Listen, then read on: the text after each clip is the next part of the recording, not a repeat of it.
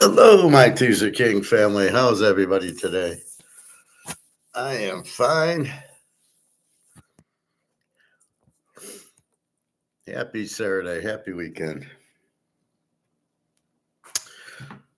Take a quick picture for Dar. And then let's go through our picks from yesterday.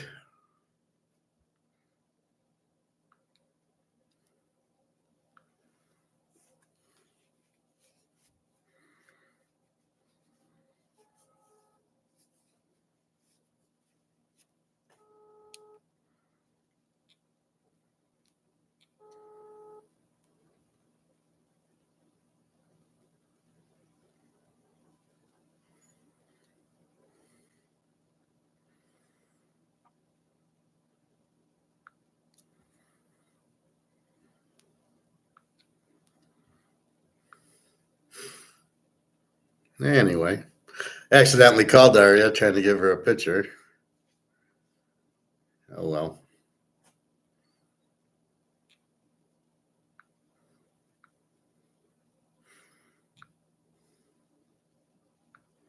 She's obviously busy with something.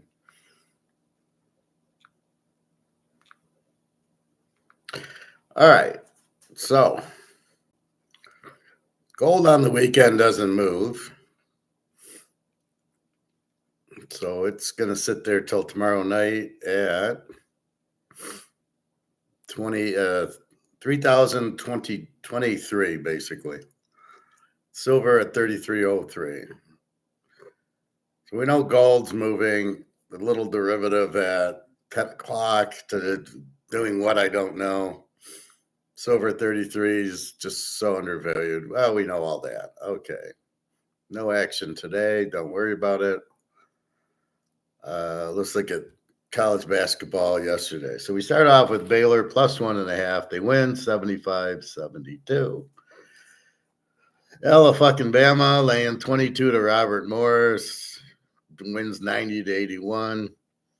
What are you going to do? Iowa State, we got over 143 and they play a 137. We lose.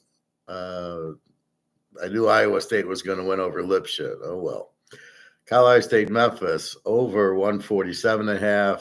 That goes 148, and that's a W. Duke under 140. I think we win. 12, carry the 143. That loses. I hate when Duke wins by 50 points, but we bet them under. All right. Vanderbilt under 136. That's a winner. Neither team got into the 60s. North Carolina under 155. That's a winner. That was 135.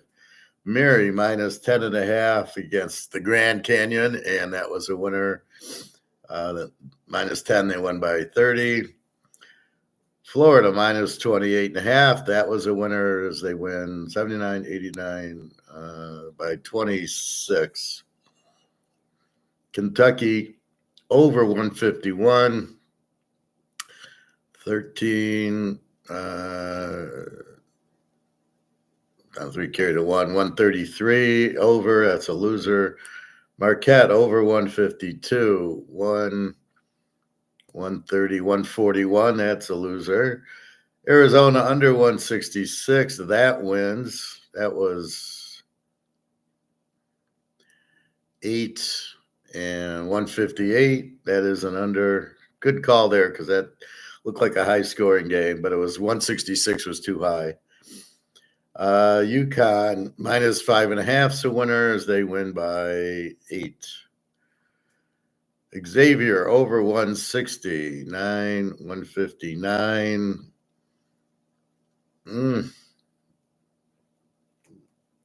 Right by a point. Michigan State under 152 is 149. That is a winner. They're always close to these 150 numbers. And Liberty plus 7.5 loses. So the 5-star Xavier over 160 wins, and Michigan State under 152 wins. Now, the surprising one, Alabama, close. team with no defense. And this is why you play some games over and some games there.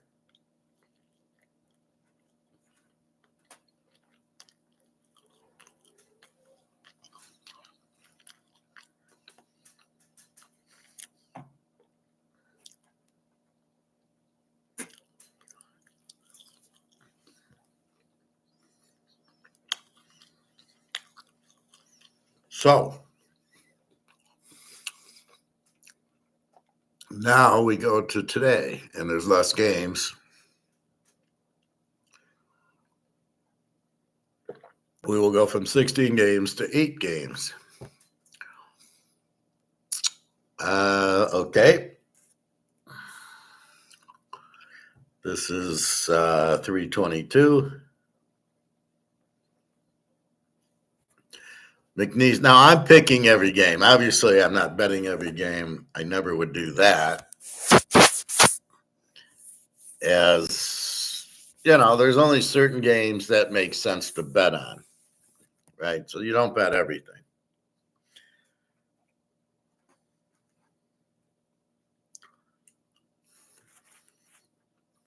So we'll start with Purdue and McNeese State. Purdue a 4 seed, McNeese State's a 12. Purdue barely won the first game against some shit team. Purdue laying 6.5, total 141.5. Let's look at the game.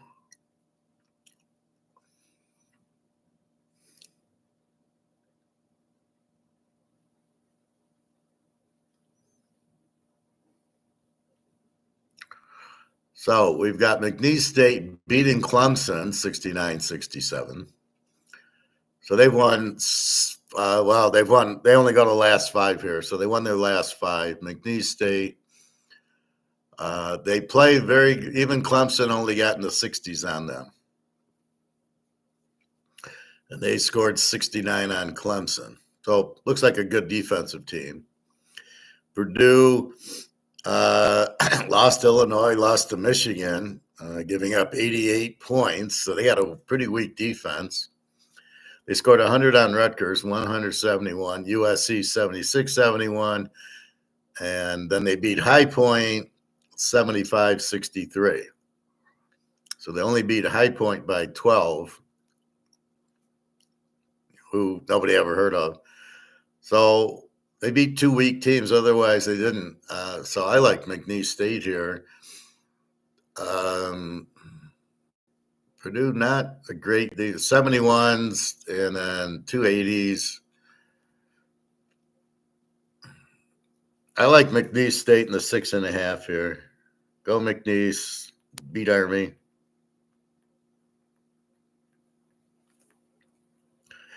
I mean, they beat Clemson, who's a good team. They're 28-6. Purdue's really not that good. A total of 141.5. I think probably an under also. McNeese State plays good defense, doesn't give up a lot of points. So we'll take McNeese State in the 6.5. Purdue just isn't that good. Arkansas against St. John's. Now, I think there's an injury, but I don't know enough about it to say that. I thought I heard it listening to Charles Barkley or his little doll or whatever the hell that is. Arkansas now, either the guy was injured before and is back or he's injured now. I don't know.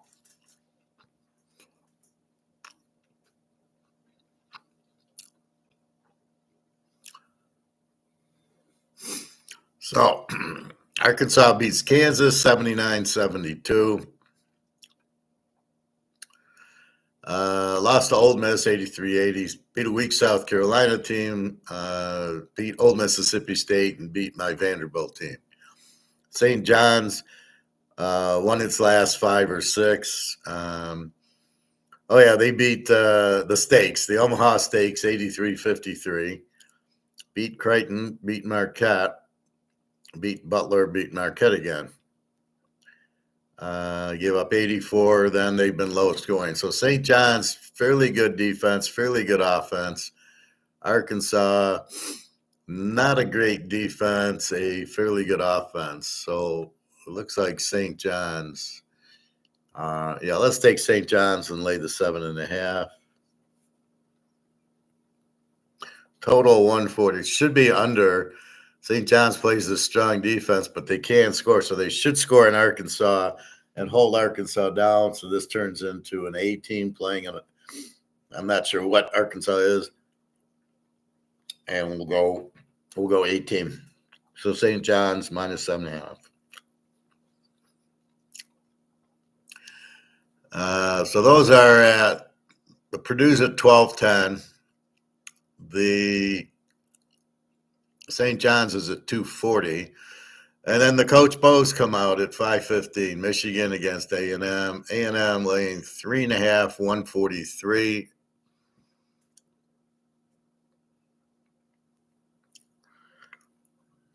Coach Bow will be there. Let's see. A&M loses to Florida, beats Auburn. LSU loses to Texas and then beats Yale by 9. Michigan lost to Michigan State, and then they beat Purdue, Mary, Wisconsin. So they gave up 80 to Maryland, who's got a pretty good team. 68-65 to San Diego State. Now, I guess they had a big lead in the game. Who knows? It wasn't on TV. How these games aren't on TV, I just blows my mind.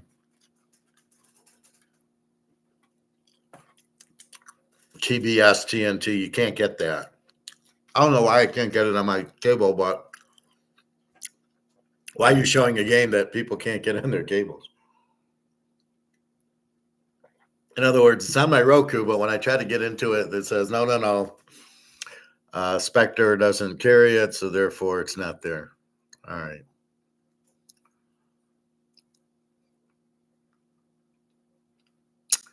So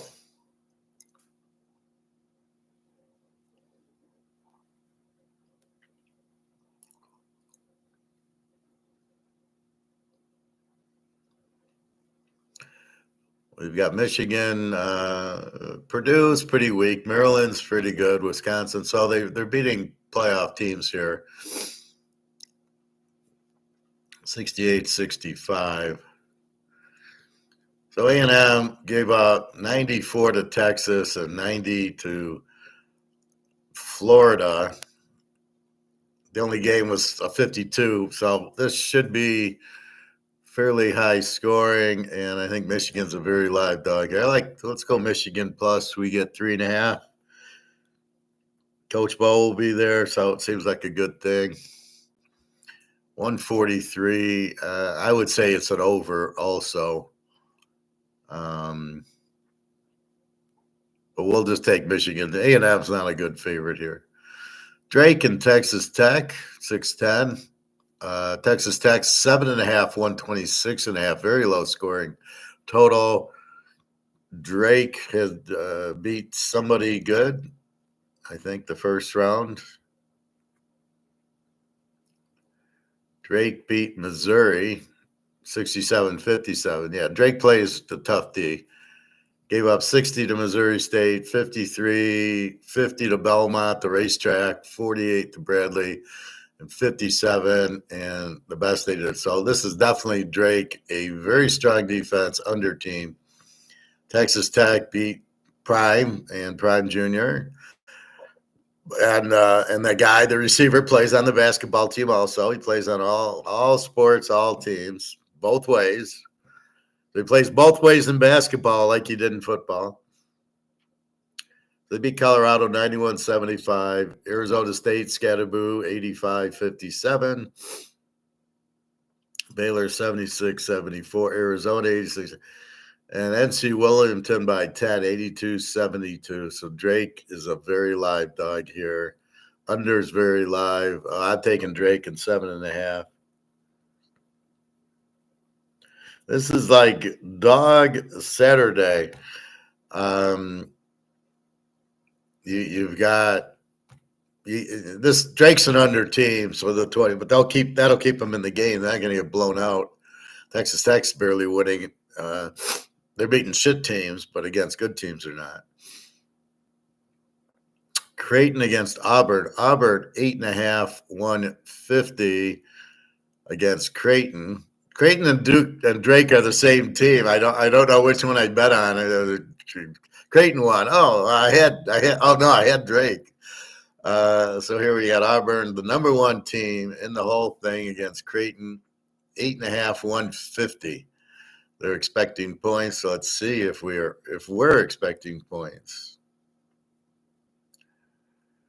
All right, Auburn beat Alabama State by 20 in a 146 game. They lost to Tennessee, lost to Alabama, beat Ole Miss, beat A&M, or lost to A&M. Oh, they lost to A&M. Yeah, Auburn's not very good. Creighton, again, Alabama State by 20. The Yellow Jackets, I think they are. Creighton beat a good Butler team, DePaul, Connecticut. They beat. They lost to St. John's, who we see is pretty good, and then they beat Louisville by 14. Louisville was a pretty good team, 89-75. So Creighton should be able to score on them. Yeah, Creighton got 85. So Creighton scores, and Auburn doesn't have much defense.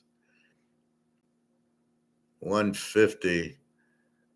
Auburn number one. So let's go over here with Creighton. Over 150. I also like Creighton and 8.5 here. Auburn lost 3 of its last 5 and barely beat somebody else. It's like Alabama. I mean, they won by 10 yesterday, laying 22.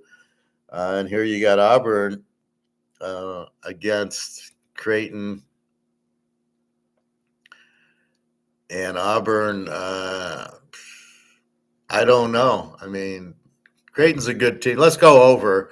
I think that's a safer bet, but we'll look at Creighton also.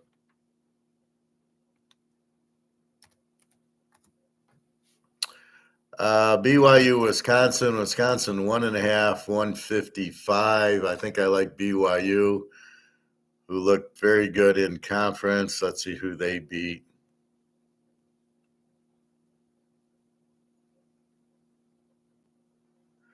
All right, we've got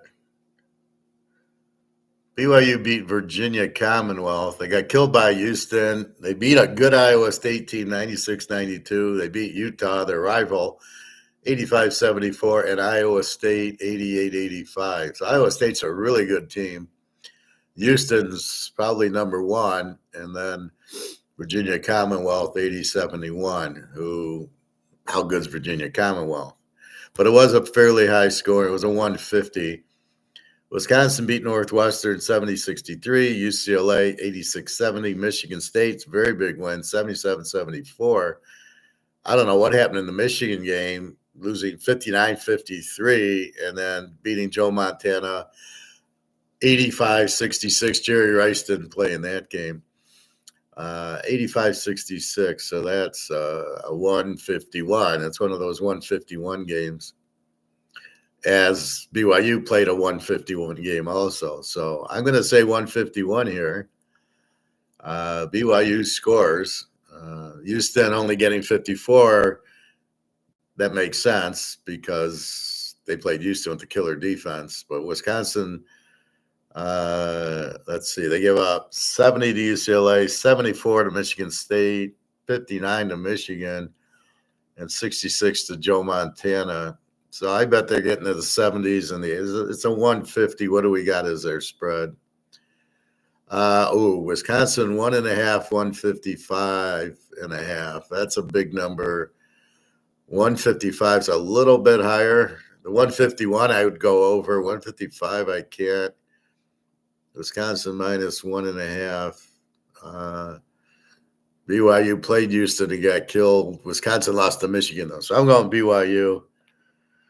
I think the over is too high, but I don't want to go under in the game.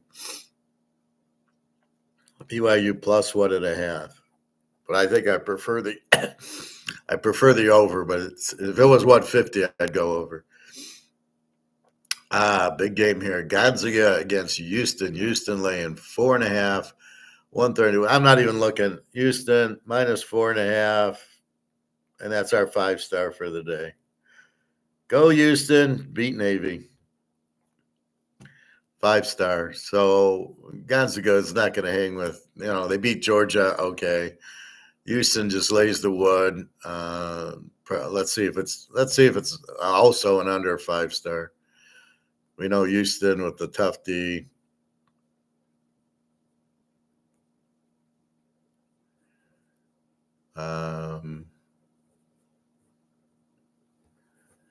They beat Edwardsville 78-40. Arizona 72-64. BYU 74-50. Yeah, this is a joke. All right, go Baylor, and then Gonzaga beat they scored 90 on San Francisco, 85 on San Francisco, 95 Santa Clara, a 58 with St. Mary's, and an 89-68 over Georgia. So not that, and you're just not scoring on Houston. Yeah, 139.5. Let's also go under.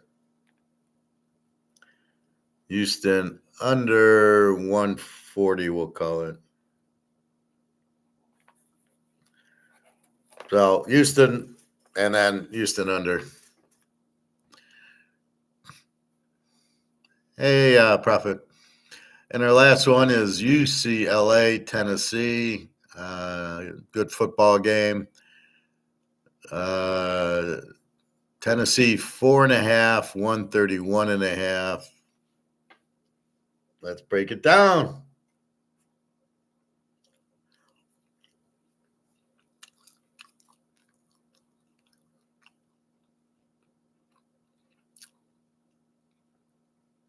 So Tennessee beat Wofford 77-62.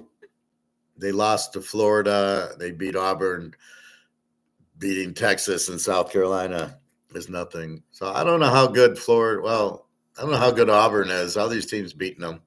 I don't see Auburn getting out of this weekend. UCLA lost to Purdue. They beat Northwestern, who sucks, USC, who sucks. Lost to Wisconsin badly, 86-70. Then beat a Utah State team, 72-47. Jordan Love did play on that game. Now we got him against Tennessee. Yeah, Tennessee. I mean, they beat Wofford. Who knows? Let's look at the totals. They give up. You're giving up 60 points. They played a 139 with Wofford.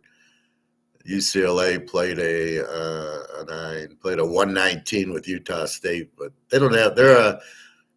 They give up 70 to the good teams, 80 to Wisconsin. Let's see what that equates to, Batman. Tennessee 4.5, 131.5. Well,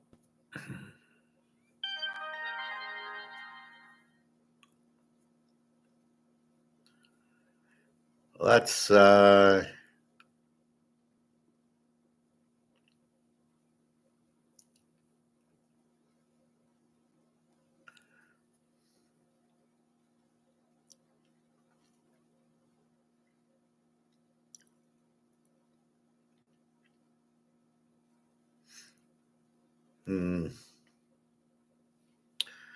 let's look at it again.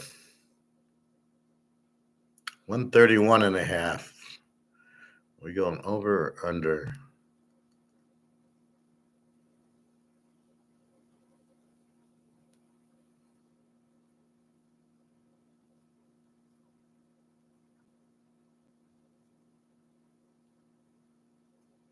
Yeah, we're gonna go over. It's a low number, over 131.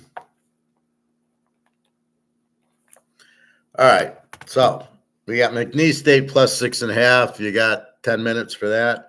St. John's minus 7.5. Michigan plus 3.5. I'm going to put that as a 5-star. The Coach Bowes. Drake gets 7.5. Creighton over 150. BYU plus 1.5. Houston minus 4.5. Also a 5-star. Houston under 140. Also in the game. They'll win, and it won't get a lot of points. And Tennessee over 131, which I think is low. So the other game I would have played, the total was 155. I think that's BYU, Wisconsin. Was that the one? Well, Drake, Texas Tech, I like under, but it's 126. Yeah, it must be the BYU. That's the only 155. So BYU, Wisconsin, I liked it over, but at 150, 155, like it really matters in basketball. Went 14-2 overall in day 2 of March Madness. There you go, Prophet. Making money. Well, you don't even need to buy gold whenever you get it.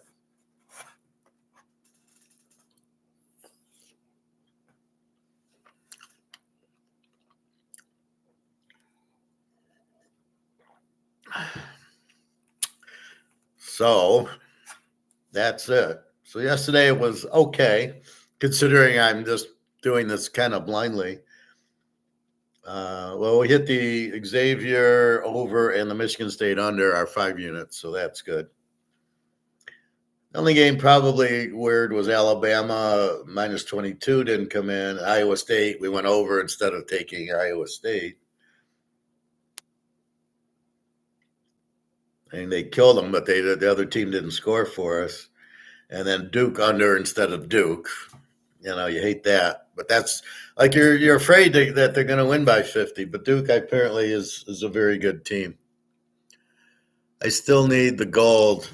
Well, there you go. You got your own mess going on there. We'll see about that.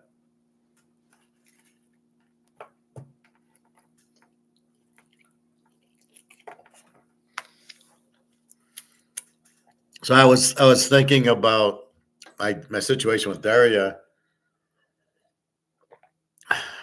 and I think when she has medical stuff, she gets into that. She gets scared, and she doesn't talk to anybody, not just me. And I think that's what's happening. She went to get her test, and I just accidentally called her, and she didn't take the call. Not that normally we don't talk on the phone. She doesn't speak good English. But she was supposed to get a result of her CAT scan and then schedule to get her tooth out. And maybe that came back bad because I haven't heard from her since then. And again, she doesn't read the text because if it's the Russian translation, some of it she got, some of it she translates. She probably just doesn't have the time. And you're caught in two worlds. The one world when you do talk, it's you're her man, but when she doesn't talk, it's not that you're not still her man. It's just she's busy, and that's why she's not talking. And it's a real. Again, working in an office, I get emails and you respond, and you email somebody, they respond. So when you send something out, you're expected a return. But that's from working in an office, which she doesn't do. Not where she's sending emails and stuff like that. So our emails are on WhatsApp. So I'm like going, why aren't you responding? Because that's what I'm used to. It's sort of like retirement. Retirement's very difficult because you're used to getting a paycheck, and all of a sudden you don't get the paycheck anymore. And so this is what I warn everybody: you have to have assets. Like if this is your retirement, Joe and Tom, right? So if this is this is your planning on retire. I bought these cards, then great. They should be worth a good deal of money, and therefore that's my retirement. But the retirement, to set yourself up, because you're retired, you're not getting paychecks. And they used to give you pensions. Well, they don't do that anymore. Now they match your 401k, which is stock. And if the stock market crashes, which it's about to do, you don't have anything. So you need real assets, the Rolexes, the cards, and obviously the gold and silver. And that's how you retire. So you use the gold and silver or the cards, you cash them in to pay your 4-year paychecks, right? Even if you have $1 million in the bank, the money's not worth anything. So you're getting screwed without realizing it there. And that's really the hidden problem. That's why you got to collect physical Rolexes, cards, and gold and silver. If you don't do that, I was looking at one guy's video, 7 things to do for, whatever. And it's like one was, keep extra cash around, emergency savings. Well, that doesn't help you if the dollar's not worth anything. The money in the bank's worthless. Stocks are worthless. Stocks won't go to zero, but they'll get hurt as long as the company survives. If the company doesn't survive, you're going to get hurt, right? If the company goes out of business, and a lot of them are going to. Let's take China, for example. China's going bankrupt. Why? Because all the companies are moving to Vietnam because of the tariffs. So all of a sudden, China's going out, but Vietnam goes up. So it's a switch. The company isn't going anywhere, but now it's a Vietnamese company, not a Chinese company. And they're going to, without the tariffs. So that's a way around the tariffs. So Trump thinks he's all smart with tariffs, and everybody's countering his tariffs with their tariffs. Hey, Prophet, how low do you think the Tesla stock will drop? It might go out. I mean, they can't sell electric cars, especially here. I don't know their portfolio in China. I'm sure it's hurting, or Europe. His rocket just blew up, so nobody's going to take rocket rides to Mars like Total Recall. So what's his company? I don't know. I don't even know if they have earnings, but in the U.S., he can't sell his car. He's too expensive, and nobody wants electric. In Europe, I think he sells a little, and in China he sells, but nobody's got money in China anymore. I keep showing you these China videos where everybody's gone, everybody's out. So I don't know, but it's not worth 220. And again, I saw that yesterday. He had a meeting, and I'll show you. So that's basketball. I think we got any questions, let me know. So here's Trump yesterday.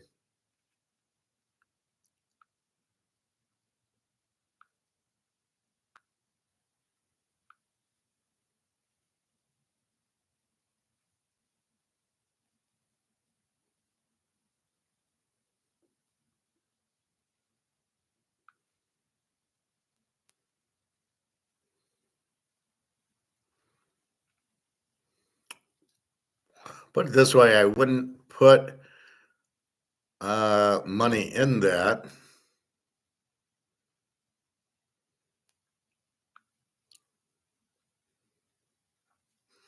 So here's what I happen to follow in the Musk stock.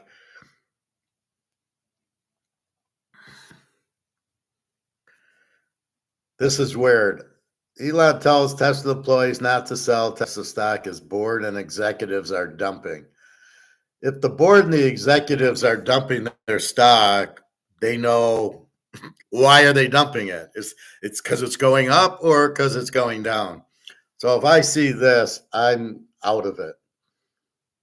Because the board and the execs know everything about the company, and if they're dumping, you dump. So I would not hold Tesla stock based on him and everybody else getting out at 220. They probably were in at 20.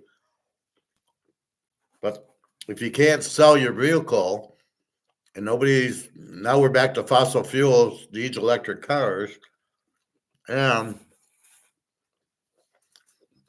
there's no charge. Nobody here likes electric cars. Europe's going bankrupt. China is going bankrupt. Who's his market? He doesn't have one. The rocket blew up. So that's a waste of money. He spent all that money designing it, the engineers, then producing it, then sending it up in space, and it blows up. How much money did he lose there? So I'll look at all the factors we see from his thing. He's busy with Doggy, not with his company. He's a terrible, he can't run a company. He's terrible at it. You can see.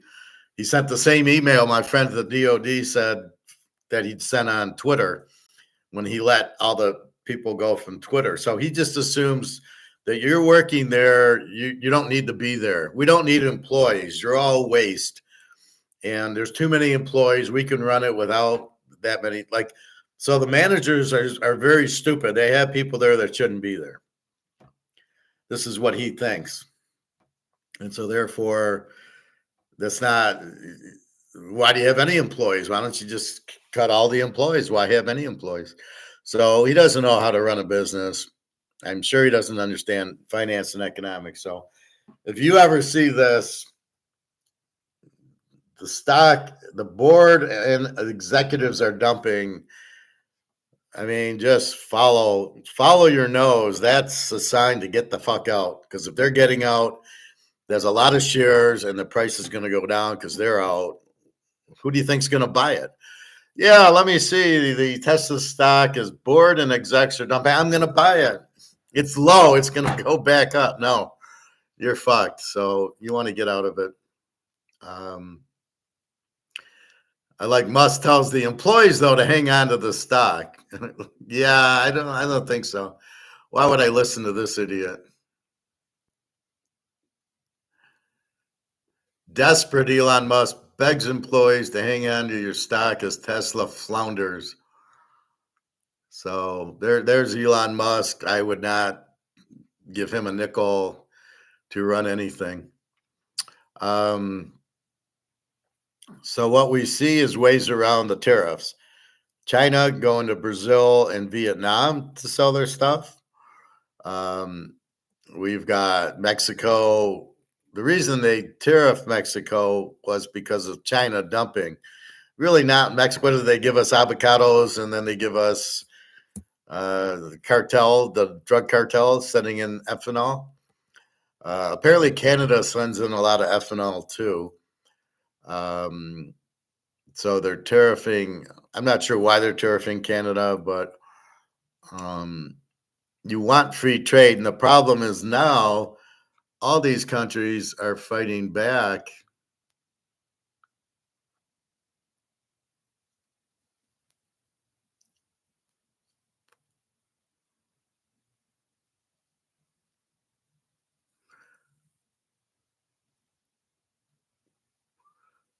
All these countries are fighting back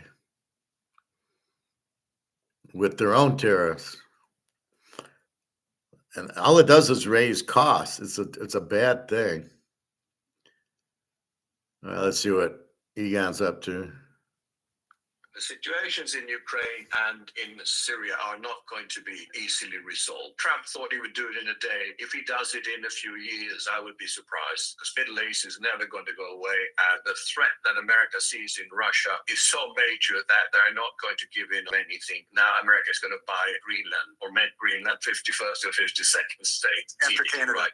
After Canada, yes. Yeah. We can laugh at that, but we're looking at serious geopolitical issues here. Protection of your wealth is more important than ever. The situations in Ukraine and in Syria are not going to be easily. So there's our daily Egon.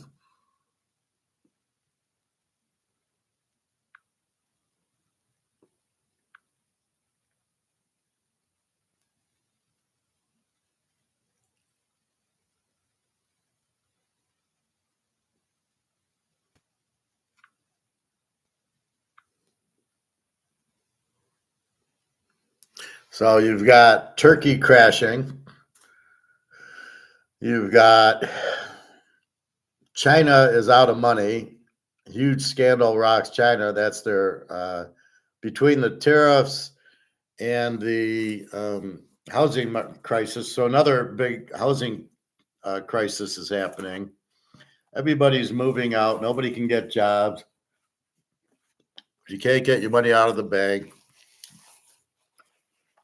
It's a bad. China's in big trouble. Everybody's worried they're the best economy, but they own all the gold. This one's real curious. I don't like this girl. I think she's an idiot, but EU seeks 10 trillion euros in citizen savings. Now that's a big problem because EU, what does it signal? Well, it signals two things. Why don't they just print the money and pay for the war like everybody else? Stealing the money from the citizens is not how you pay for a war. You pay with taxes or bonds, but that's the citizens doing it.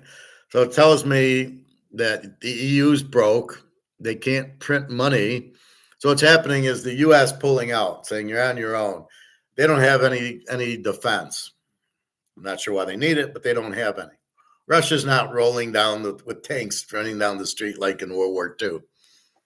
So they all need to bolster up their militaries, and of course they got to go to the U.S., Raytheon, Northrop to buy their military. So what Trump does is he pulls out, and it now forces the EU countries to buy from them, where before the U.S. was buying for them or for Ukraine. So it shows me they can't afford it, which means they're broke, which means their dollar's not worth anything because they can't print it. The taxes are too high, so they can't tax. Bonds, nobody wants because you're broke. So it tells me the EU is broke, and it tells me our little €5 bill is worth nothing. So to add to the list now, so we've got we got Turkey crashing. We've got China done. We've got the EU done, plus the UK out. And who's left, right? You still have Greece out, and Sri Lanka and Pakistan out, and Brazil and Venezuela out. Cuba just joined BRICS, but we knew that. That was one of the countries. I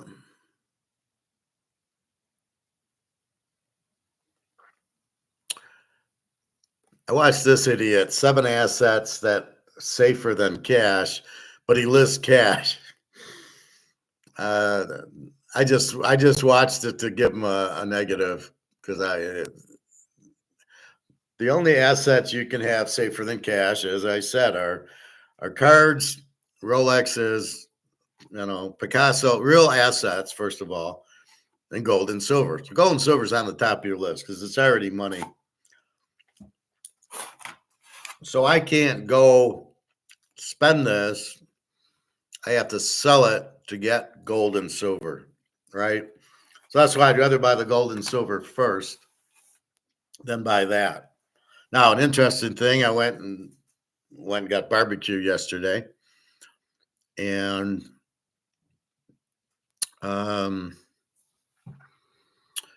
so at the end I go, my buddy wasn't there, but the other owner was there, and made a comment about paying in silver. And he says, "Oh yeah, I'll take silver and gold to pay for the dinner." So I said, "How about Bitcoin?" And he laughed. He said, "If I can't hold it, I don't want it." So again, another issue with Bitcoin, you can't use it at a restaurant. And the thought was, because I can't hold it, I think it was a Russian, I can't hold it, therefore I don't want it because it's not real. This is the struggle with making things that are digital. They're not real. And just as easily they can delete the program and you don't have any I looked at Trump's coin, and it came out at like $50 a coin, is now $10 a coin. So everybody's losing their ass on that, as all of them, because none of them are real. Just because it's got Trump's picture on it, they're not worth anything. I think that was a Ponzi scheme. I think he did it. He made money on it coming out at 50, and then he gets out of it, and then it goes to 10. I don't think he's in it now at 10. I think he scammed everybody. Trump, I'm beginning to see a different, more of a business side of him, that he's a scammer. I don't buy. He keeps repeating himself. If you listen to his things, oh, we're a great country. We're the best country. We got our money. Oh, if they go against us, we're going to tariff them at 100%. Tariffs are good. He keeps the same dialogue, and he repeats it 15 times. And I'm not seeing a smart guy. I'm just seeing a kind of an arrogant, I'm rich, you're not. And I don't think he knows what he's doing. He's doing these tariffs. He's listening to a George Soros guy and Elon Musk, who's an idiot. So now I am not a liberal or a Democrat. Okay, I am a neutral. Right? I'm not a Republican. I'm not a Democrat. I'm for freedom. Laissez-faire economics. Get the fuck out of the way. Now, I like what Trump did, getting rid of the education. I think that was a terrible union. If you look at the ranks, our students are a bunch of morons, right? So that was a good thing. Getting rid of, he needs a Justice Department because he needs to make the laws, but the laws have to be real. And if you break the law, you got to go to jail. And if you are getting somebody, hurting you, you got to be, the law should protect you. But that's the only reason of the law. So that's the only thing. You need to keep the laws, but he's not doing anything with the money. He's not getting rid of the central bank, and he's allowing the inflation to continue. He's not buying gold. The gold he's getting pays off the derivatives and the paper market. He's not killing COMEX, or maybe he is this way. This I'm not sure. So I'm not really sure what he's doing, but he needs to get rid of HUD and the FDA. And, really he should just go, this is what I need, right? Laws, sound money, a military, but a small military, gold, everything else, goodbye. I mean, that's what I would do, right? Day one, central bank, you're gone. That's it. I need gold back currency. Step 2. Let's go buy some gold, everybody. We've got the money. It's been printed. So back to Profit's question. How low do you think Tesla's? I think it'll go under 100 and maybe under 50.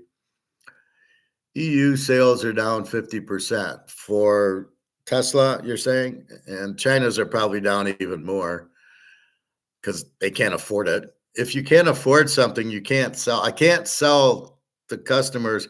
So if I want to sell my football picks, and I'm cheap, I'm selling them for $75 for the week, just if you want the pros. But if you can't afford it, well, I can only afford $10, then I can't sell them to you. You can't afford them. I can't. You're not my customer. My customer's got to have enough money, and then I got to look at you funny, because if you don't have money to pay, what are you betting? $2 a game? I mean, really? Go figure out something else, because that's ridiculous. But really, I'm thinking people who are betting football are betting hundreds of dollars a game at least. I don't think Trump was expecting all the retaliatory tariffs from Canada, Mexico, China, and the EU. Oh, yeah, he was. He certainly should have been. That's what happened in the Smooth Harley in 1929 in our Depression.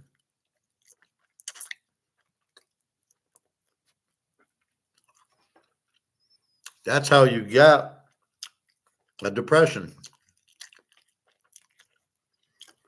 What you're doing with the tariff is the retaliation. Oh, you're going to tariff me, I'm going to tariff you. Well, what do I read? What's the key thing about being a good country is free trade. Why are you charging people? Well, we want to make money and we don't want to tax. Well, you're still taxing everybody. And now you're tariffing everybody. And like I say, all China's going to do is move to Vietnam and Brazil, and they'll ship it into the U.S. and there won't be tariffs. So that's all he's going to do there. And so that's really what's going on there. But he's not. You want to be free take, because what you do is you raise the cost of everything, but you can't raise the prices. I love how people say, "Oh, all the prices will get raised." No, they won't. We've already raised prices because of inflation, and there was a lot of kickback. Oh, you want a 2 liter of Coke? It's buy one, get one half off, because nobody wants to pay the $3. Coke's not going to go to 10. Nobody will buy it. We are the key because we're the market. We control the price, because if we don't want it, we don't buy it. And if we don't buy it, there's no market. And if there's no market, they can't make a sale. So if I make this $500 for my Canadian club, it's going to sit on the shelf, because the market will not pay $500 for a bottle of Canadian Club whiskey, even though it's what, a 750 milliliter, and it's 12 years old. It's a specialty. They're not going to pay for it. That's what we understand. So don't tell me there's going to be price increases. You think Tesla's going to raise their prices? They can't even sell it. Toyota tried. They marked their Camry up, as I told you. I was getting the oil change. It went from 25 to 35. The guy's crying at me going, I can't sell any. I go, because your market, I did this. I said, your market's here, and your price is here. And there's no market up here to pay for it. So therefore, you must keep the price where the market is. Just because there's inflation or tariffs, the market doesn't care. I'm not going to spend $20 on a broccoli. I mean, sorry, I'll eat more cauliflower, whatever is available at a cheaper price. You can't, again, the system of economics and markets and the economy is based on a buyer and a seller, right? I can only sell this if I have a buyer. And if I don't, I can't sell it.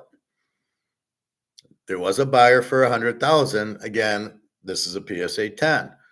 There was, but if I try to sell it for 110 and there's no buyers, I can't sell it. There's no market.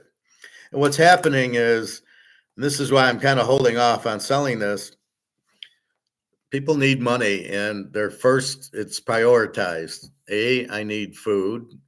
I need a place to live, a house, an apartment. 2, I need my utilities, my heat and electric. 3, I need food and water. 4, I need clothes. 5, I need transportation and pay for the gas and the insurance. Well, if those prices have gone up and you really can't control my apartment, fortunately, I got my new lease. It's only gone up $10, and my utility and my cable went up $10. So up $20. I'm happy as hell. I was expecting $200 or $300. So if I'm $20, again, I'm fine with it, because my Social Security went up $50. So that's fine. And then I go to my gold, silver, and my Montana. If I need money, I cash those in. But I still don't have to. And so that's what's happening. And as those 5 or 6 fundamentals go up, I have less money to buy a new car or a Tesla or other things. If you notice, they're keeping oil, at least here. I go to the gas station, it's still $2.90 or so. I think I paid $2.97 the other day, so it's still affordable. The gas, because they know once that goes, everything's fucked, because everything's shipped in trucks that use gas. The big trucks, some in railways, some boats, which is gas, and airplane, which is gas. So if gas goes up, everything goes up. So they're holding gas down to keep prices relatively down. So that's one good thing at COMEX, is keeping the oil price down to keep gas down. But the supply demand of gold is definitely going. So the way we play the game is, you are doing your best to not cash in your gold and silver yet. You're trying to delay cashing in your gold and silver. You will Not a lot of it, hopefully. Hopefully an ounce or two is it. But that's what you're trying to do. So that's why I keep some money in my safe. So I cash that in and not my gold, because gold keeps going up. I don't want to sell my gold for 3,000 if I can sell it for 10. I don't want to sell my silver at 32 if I can sell it at 1,000. So I want to keep gold and silver over here where they're being held, and I'll use my dollars if I need to. And that's the game plan, right? And so that's what I'm doing. That's what you should do. So when I tell you to diversify your portfolio, it's like 95% gold and silver and 5% in cash. Enough cash that you don't need to trade in your gold and silver. You can't trust Bitcoin, and you certainly can't trust the stock market, the banks, the real estate trust. All that's out the window. You can't trust it. Even your Rolex and your Montana card, you've got to be careful of, because people don't have money necessarily to buy them. And therefore, you might not be able to sell them. I might not be able to get 110 on the Montana. So I have to be careful on that. That's why I prefer the gold and silver, because I just go to the coin store and give me the money. I was watching a silver guy yesterday, and they were so clueless. Let me show you that one.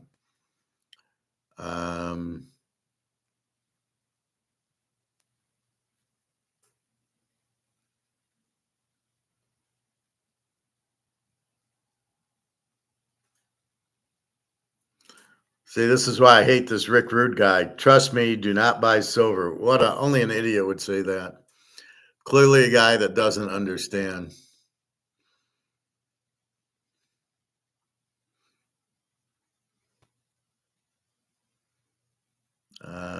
Where is this silver guy?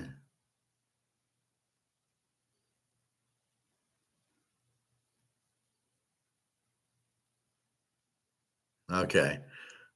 This guy's kind of strange. I don't listen to him, but I'm curious what's happening. It's called Silver Dragons. And wait till you see how I rip this guy up.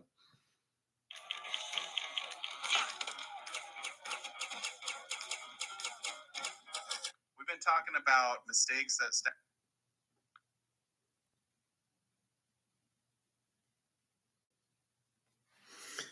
Here's me being me. Two clueless guys laugh out loud, or shake my head if Bobby's here. The USD is worthless. It's heavily inflated. Gold can't be inflated. Will go up and up. No one will sell gold to get back into USD. You guys sound stupid. The professor.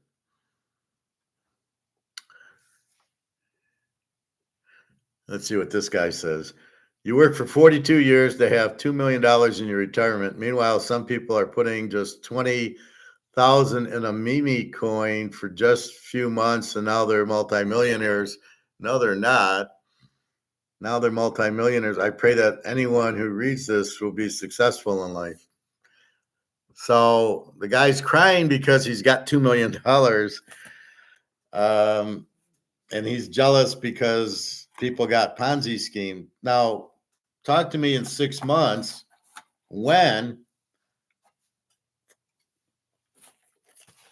these digital things go to zero, and now they're not worth $1 million. And by the way, it's not in, the only one that did is Bitcoin. And if you got in at 60,000, it's now at 80,000. All right. And that's a total Ponzi scheme.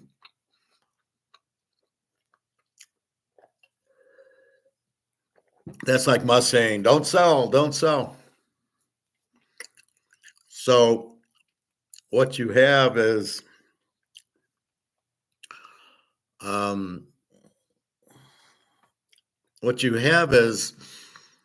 people not understanding. Just stay in gold and silver and you're going to be fine. It's going up nicely. You can't lose. They can't inflate it. But people don't understand all that. Well, he made money in a meme. That doesn't mean anything. All that means is there were Ponzi schemes, and they don't understand. It's like Madoff. Well, you made money in Madoff until he admits it's a Ponzi scheme, and then you lost all your money. And what do you see? Everybody crying, "Oh, I lost money in Madoff." I thought I would just always get 15%, and he always picked 100%, so I was safe in a Ponzi scheme. I mean, that's how stupid people are. They don't understand it. If I told you I'll give you 25% if you invest in me, only an idiot would believe me. I mean, maybe in football, but I mean, if I say I'm going to pick stocks and make 25%, and every month, you know, you can't believe that. I can't do it. Nobody can do it. Not even the AI guys or the algorithm guys. So let's listen to these morons a little bit. I don't want to waste too much time, but basically, they're fucking clueless. This is why they work at the store, and this is why you got to be careful if you go to a store to trust the guy selling. I don't trust my guy. He doesn't get it. He's selling gold at $3,000 an ounce. It should be 20,000 an ounce. I wouldn't sell if I was my store. I wouldn't sell an ounce of silver. I would take it, give him spot, and I would just put it in the safe. We're gonna wait for silver to hit 1,000, then we'll start selling it. All right, so let's listen to moron 1 and moron 2. Well, at least you're offering a good deal to someone out there, and it is still real silver. I mean, you're still getting an ounce. Yeah, it is. It's just, we talk about when customers call us about selling us things, we talk about the price we're quoting is for retail friendly product. If it's pretty, people want it. If it's not, no one's going to want it. Yeah. At least not at normal price. All right, that's a lie. Why is that a lie? Because we're buying gold and we're buying. So he's talking about junk silver. If it's not pretty, nobody will want it. Sure, you will. You might want the pretty silver first, but you're going to want the dirty or the more worn silver second, because it's an ounce or a half ounce of silver. Silver at $1,000, believe me, he's selling all this shit. Well, I can't get the eagles and I can't get the bullion. Maybe I can't get the bars. So the only thing left is these Liberty dimes, Mercury dimes that are kind of smudged. Believe me, they're gone because it's silver. We're buying silver. We don't give a fuck about condition. Now we do if it's going to hurt. So when I buy my gold and I buy my silver, I make sure it's, if I have the option to buy sparkling, really nice looking silver and gold. You see my gold and silver when I buy it. It's, if it is a little bit worn, I might not buy it now. If it's the last thing on the shelf, it's being bought because it's gold and it's silver, and that's COMEX, or the price of gold is $3,022 an ounce. Not uncirculated, not PSA 10 or PSA 1. Gold. Any condition, as long as it's gold. Now, yes, the nicer stuff might sell first, but that doesn't mean the kind of other, scratch stuff won't sell. It just won't sell first.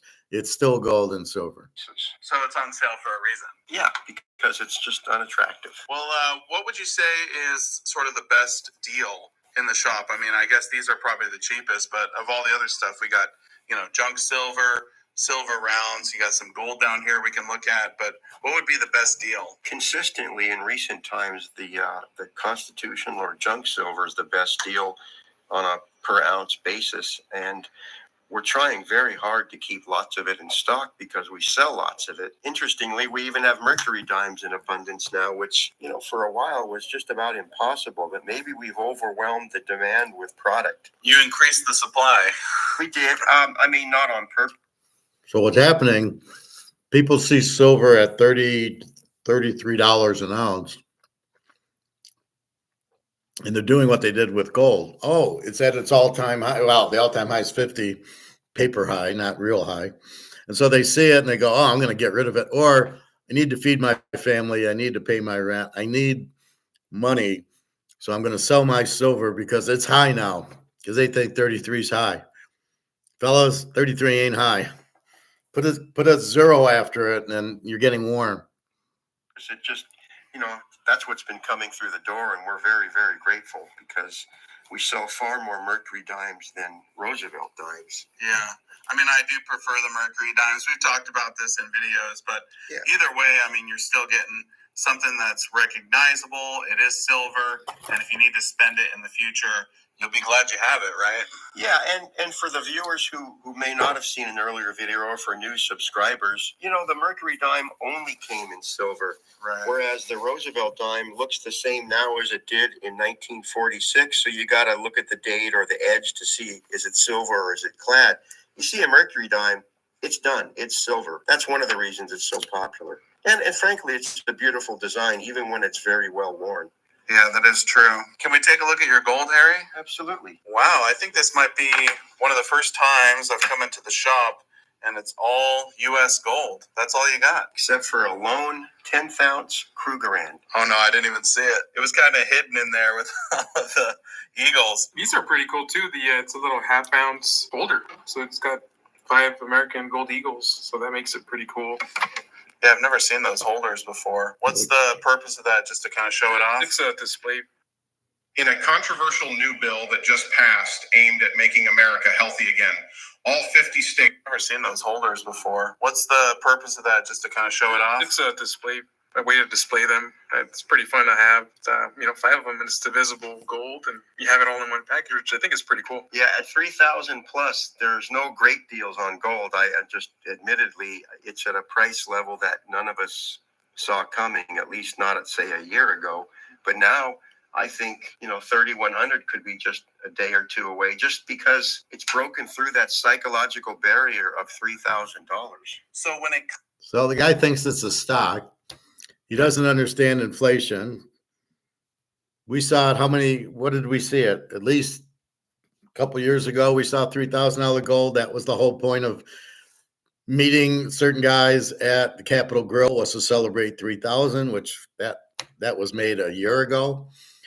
There's no doubt it'll go to 5,000 because the dollar's worthless. So you got to understand the trigger. The dollar's got no value, and as the dollar is at zero, gold and silver go up because everybody has to go into them. And then once you're in it, you're not selling because you can't get back on the Titanic. So you stay in gold. And then as more people come in, so it's almost what Bitcoin's trying to do. Don't sell your Bitcoin. Well, no, that doesn't work, but don't sell your gold works because you're getting back into dollars. So why would you sell your gold to get back into dollars when the dollars are worthless?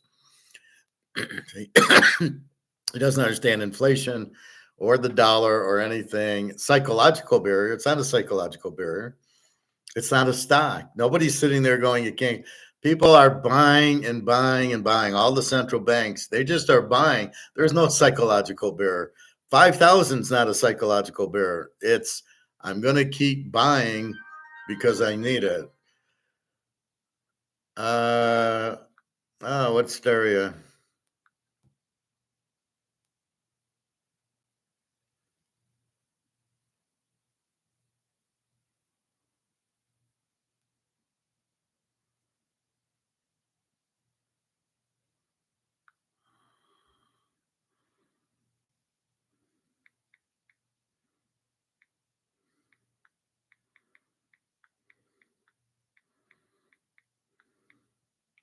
Just a second. Daria finally talked to me. The daughter was sick. That's what I thought it was.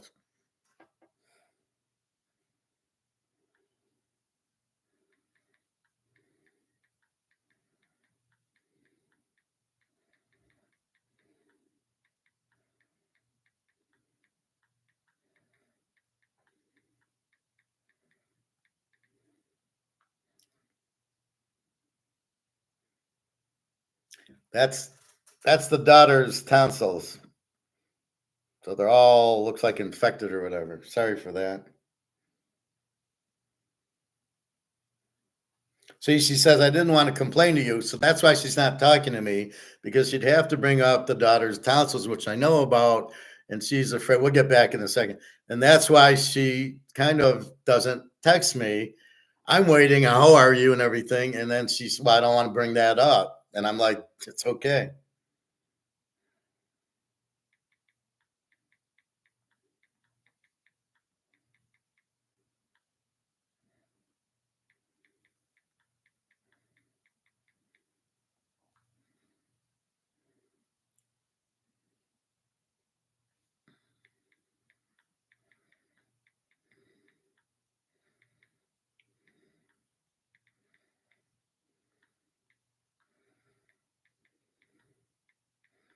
Just a second.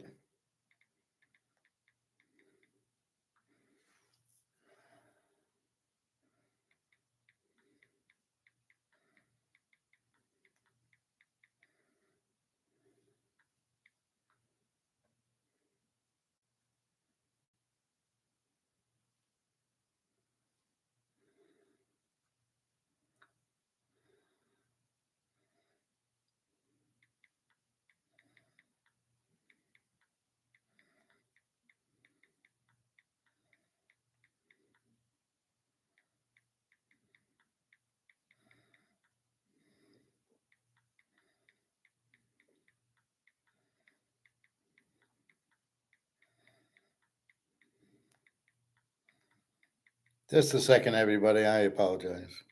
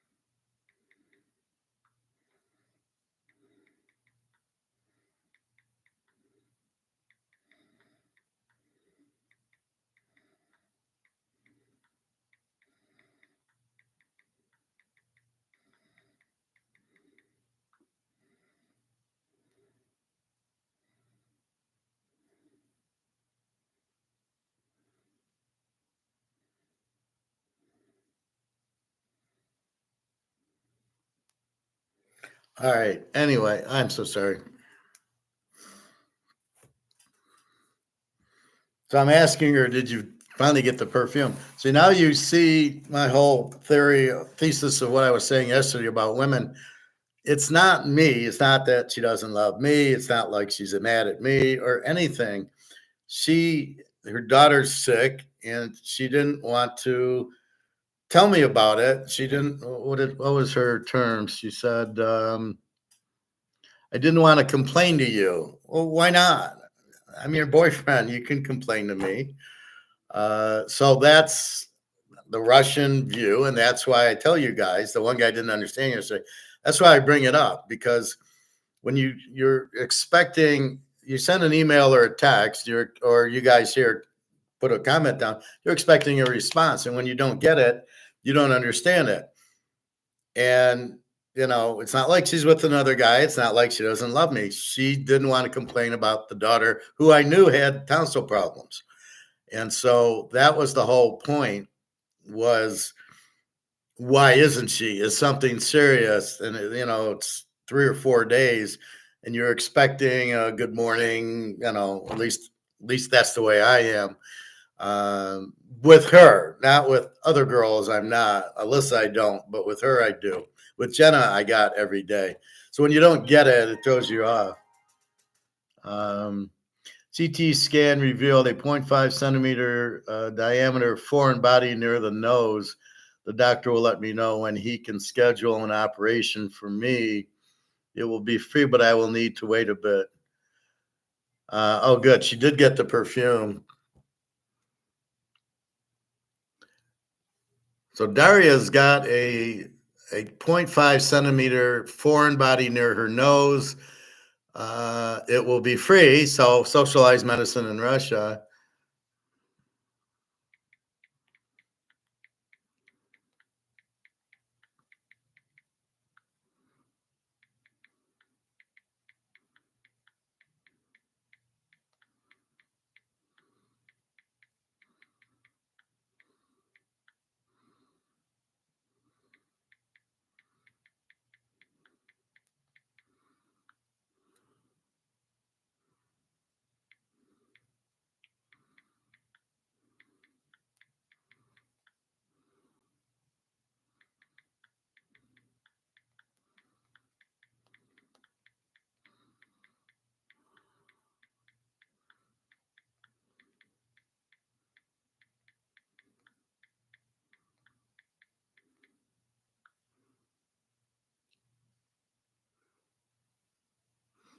So that's good. She got the perfume and that's it. Okay, she's going to send me a picture. All right. Anyway, sorry about that, but you know how important Daria is to me.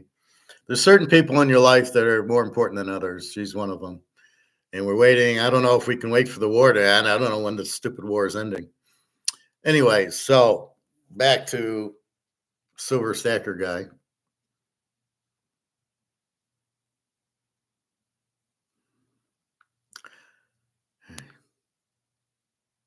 Take your money to the next level with Robinhood Gold.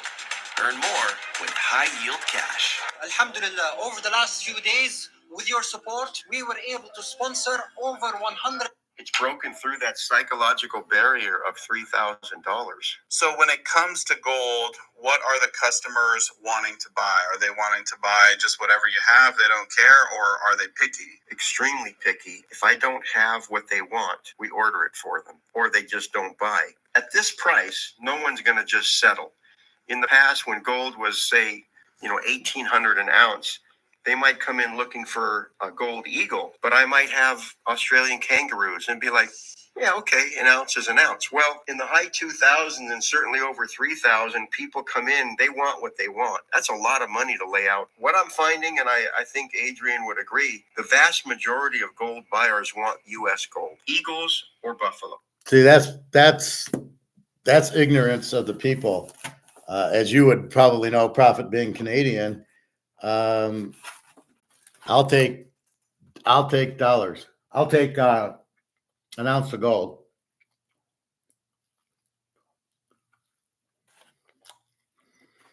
As I say, gold is gold.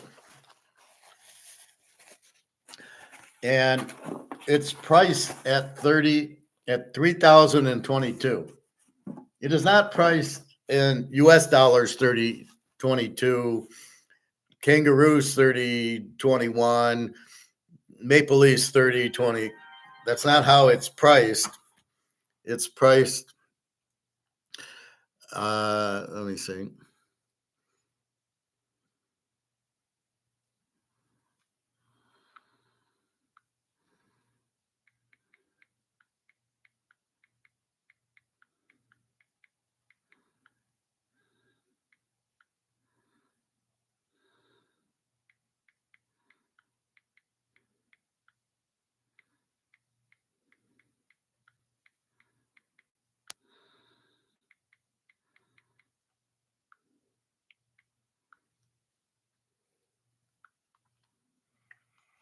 Hi, God.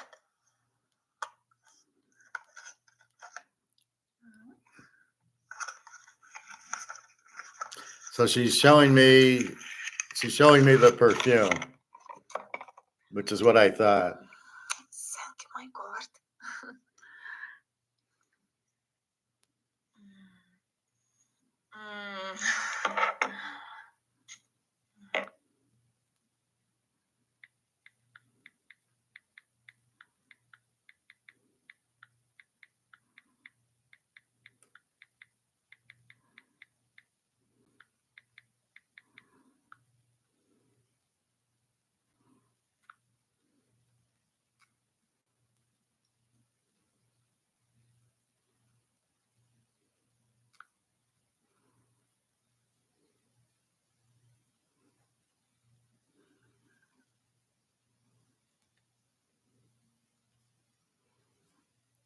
So like she says, I want it for my birthday. I send her money, and then she shows me I buy it. So I trust her, and it's perfect.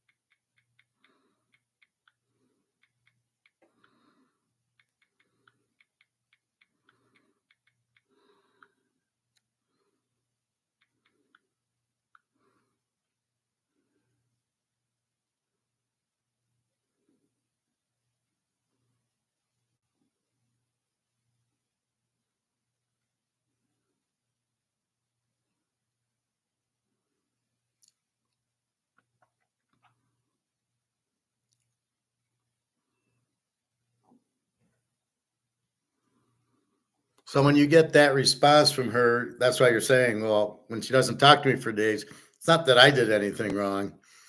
It's not me. It's just her, and she's worried about the daughter, and that's her personality, and that's what you learn.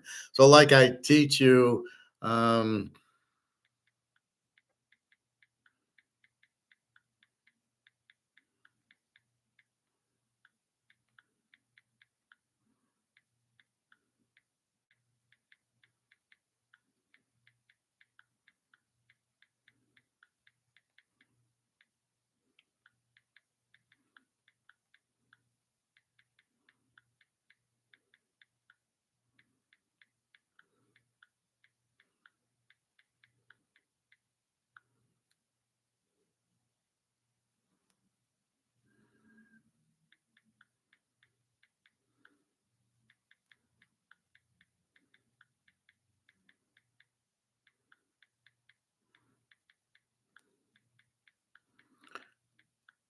all right. Sorry about that.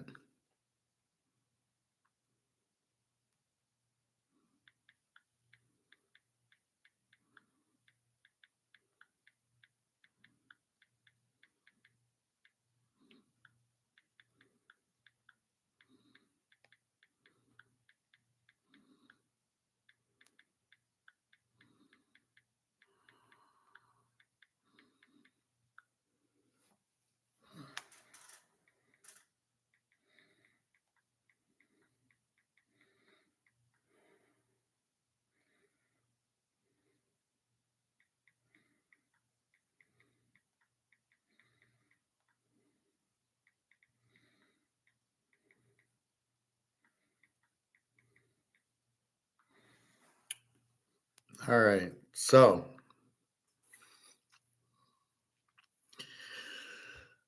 Jesus Christ! So every time I come back into it, I lose the video. This is what I hate about YouTube. I got the video up, and then I go out, and then it. So, all right, back to U.S. gold. An ounce of gold's an ounce of gold. I apologize for Daria, but I haven't heard from her since Tuesday, and she's sick, and the daughter's sick, so we'll see. Anyway, so um, you know, that's bullshit. They might want gold because we're in the U.S., but if you notice, and I'll show you my guy's price sheet.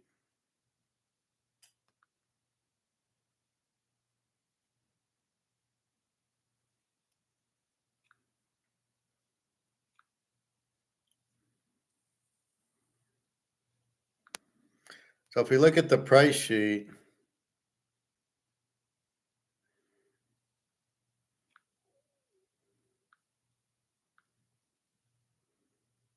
so notice how the gold is. This is from last week.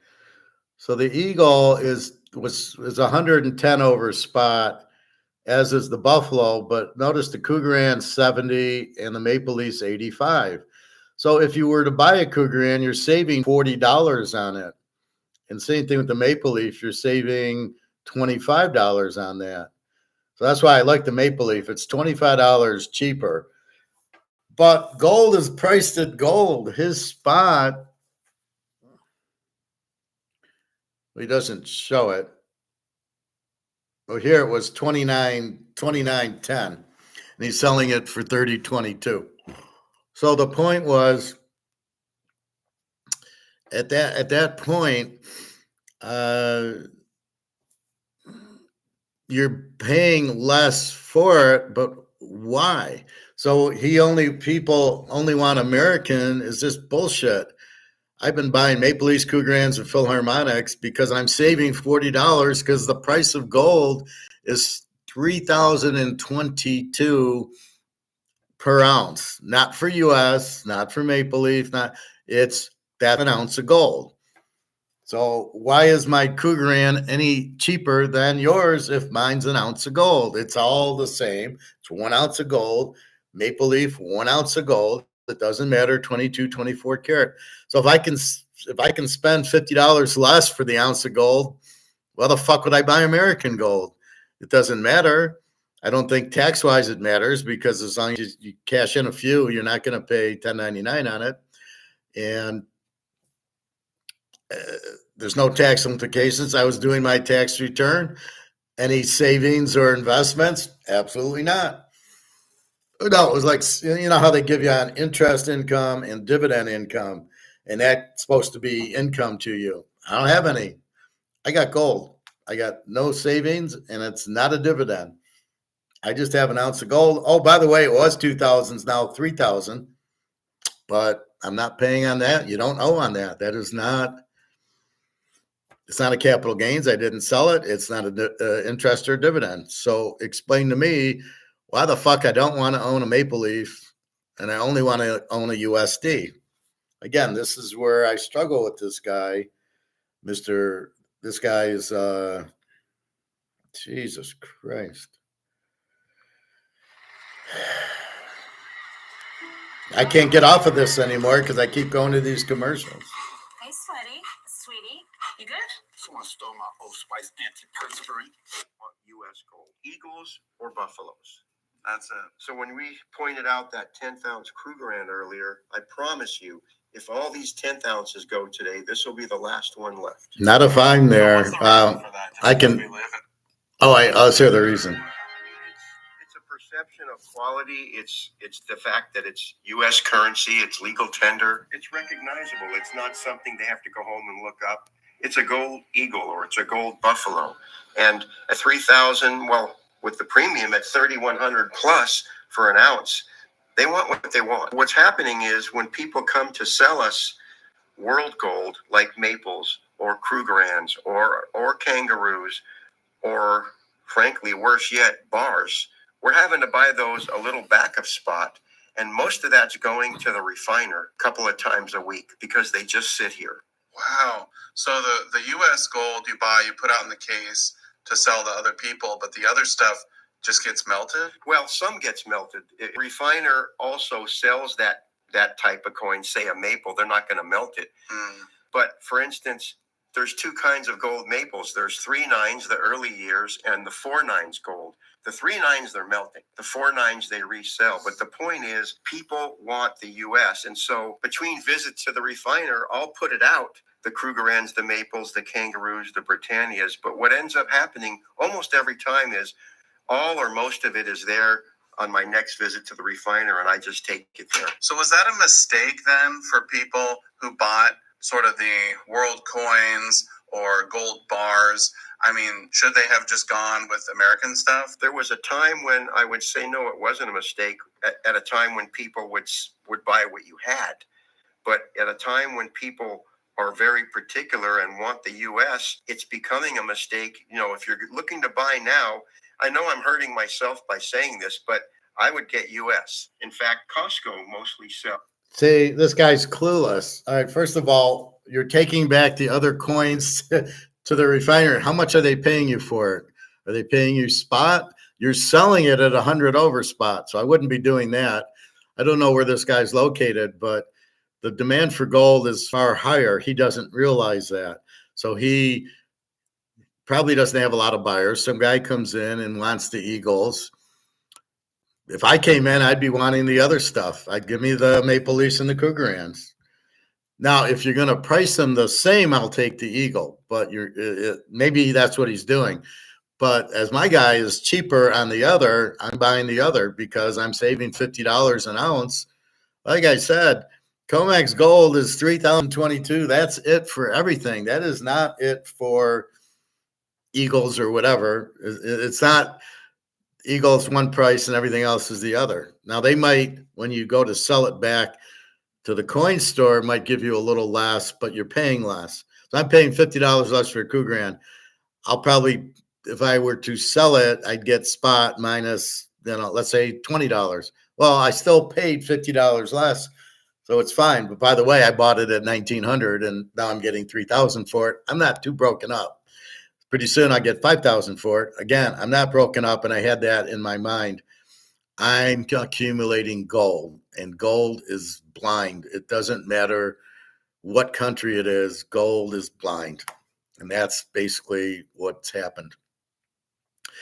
And so what he's telling me, he might not be giving a discount like my guy did. I just showed you my guy's things, right? Where he's $50 less coup grand, 25 less for the maple leaf. Maybe he's not doing that. So if he's not doing that, I could see where everybody would go to the eagle. But if you didn't have it, I'm not sure, because I don't know how much longer he's getting it. Now, is he getting it from people selling it to him? Probably. So, if he's not differentiating and selling them cheaper, then that's what he's doing. And he should be selling them at a discount for the same reason. He's got to get more if he sells them because of the premium than if he takes it back and gets it melted down. That they're going to give you a spot at best. So that's a real stupid mistake he's doing. Like maples, and they do sell some US, but they sell bars. And what happens is they're calling shops like ours after they buy it looking for a quick profit, and are often very disappointed when we tell them we're a little below melt on those, because they got a good deal at Costco based on the spot price. But if they're looking to do a quick flip, they're going to be very disappointed if they bought the maples or the bars. So if people are looking to buy gold right now, you recommend go American. 100%, because when you go to sell it, you're going to more than likely get spot for it. You certainly will here.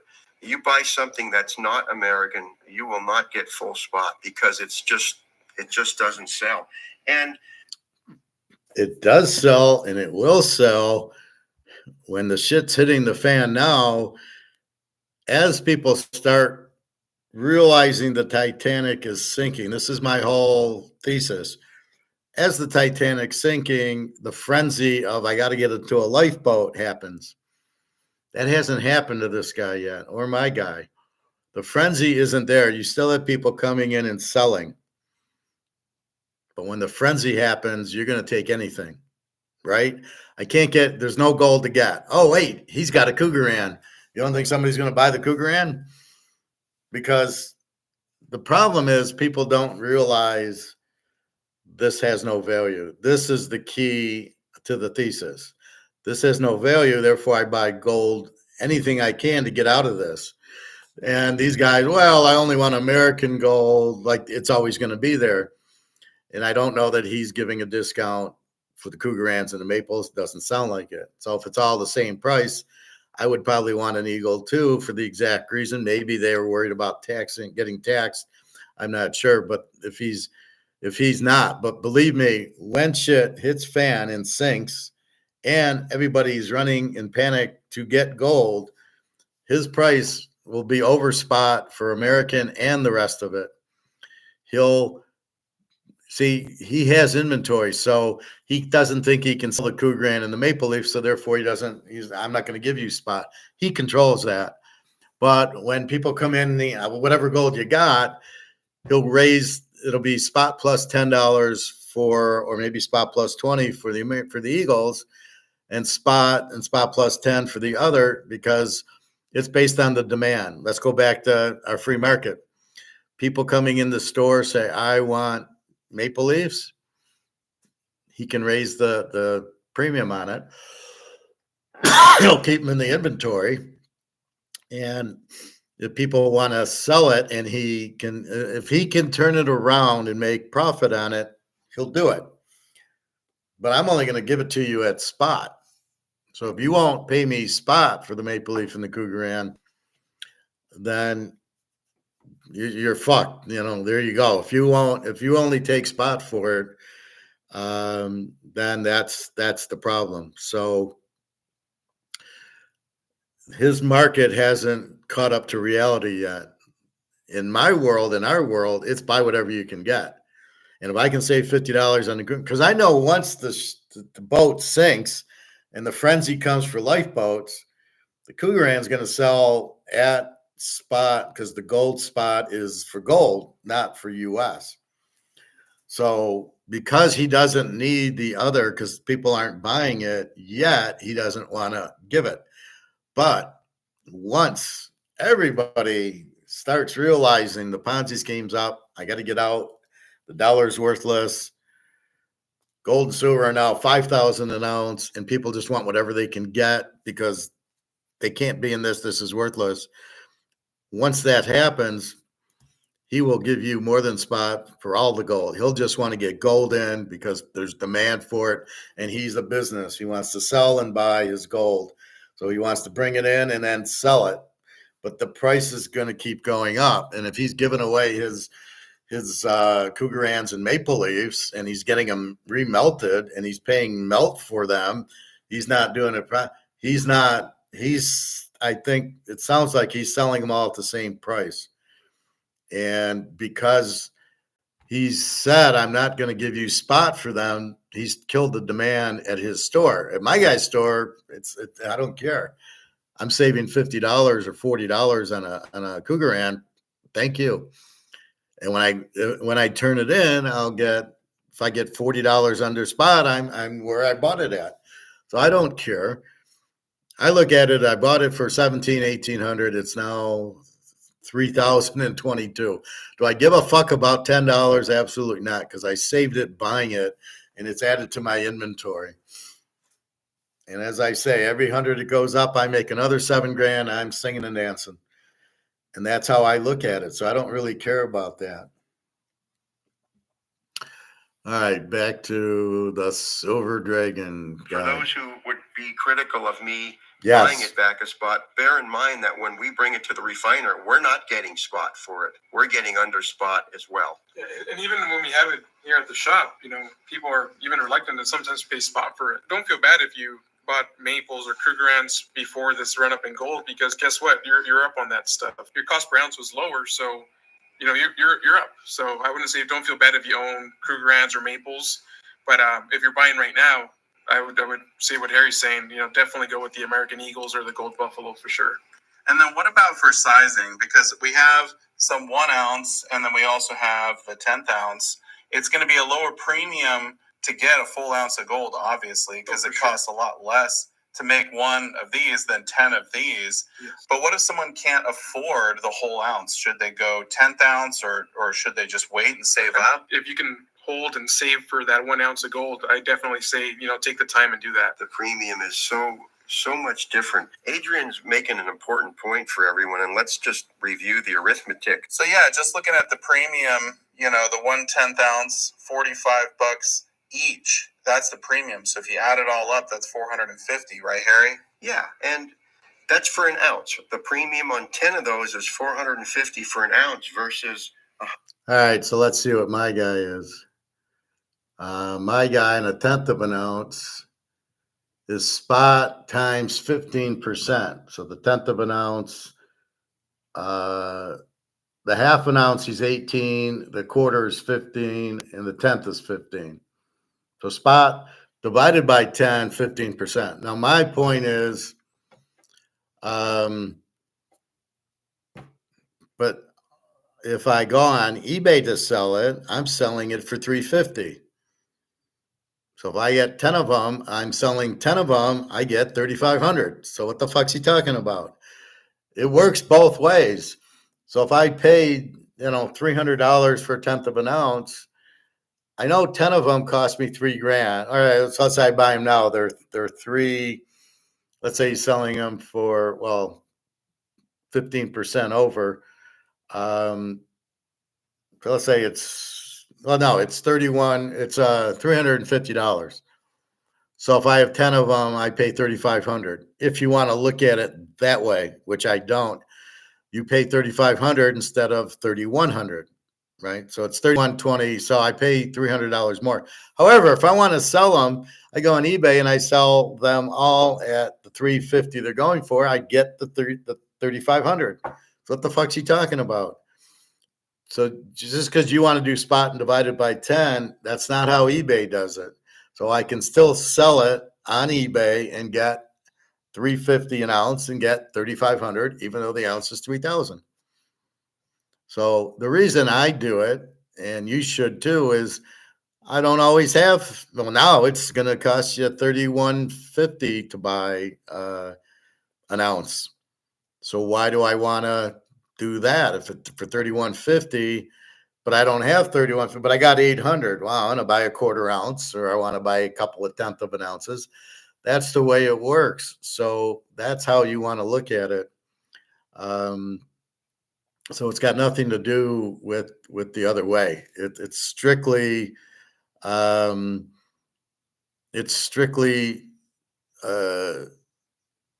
you're not in reality giving. Well, I'll sell it to you at. I'll buy it back at spot, which would be 300 an ounce. Okay, or 310 an ounce, right? So he's going to buy it back at 310. I can get 350, but you don't look at it because I didn't pay. I paid like 200 an ounce for it, even 150 an ounce for it as we're going through it. So if I can get 300 an ounce, so he's looking at it in finite terms today, and I'm looking at it. Yeah, but I bought a lot at 150, 200, and now I can get 300. I'm making money, and the gold price is going up. So again, I had 300. It was either buy 10 ounces of silver or buy a tenth of an ounce. I bought the tenth of an ounce because I want to accumulate gold, and he misses that point. The other kid's saying, save it till you can afford an ounce, but by then the gold price went from 2,700 to 3,000, which we knew it was going to do that. We know it's going to 3,500. So you're going to wait till you got 3,300, 3,400, because as you're waiting, the gold's going up. That ounce is no longer 31. Right now gold's 30.22, so my guy's 32.30. But if I wait to have the 3,000 that to buy the ounce, it's now going to cost me 3,500. Right? So the price is going up, and it's going to keep going up because nobody in the right mind's selling it. You've got these guys like buying from Costco and trying to sell it back.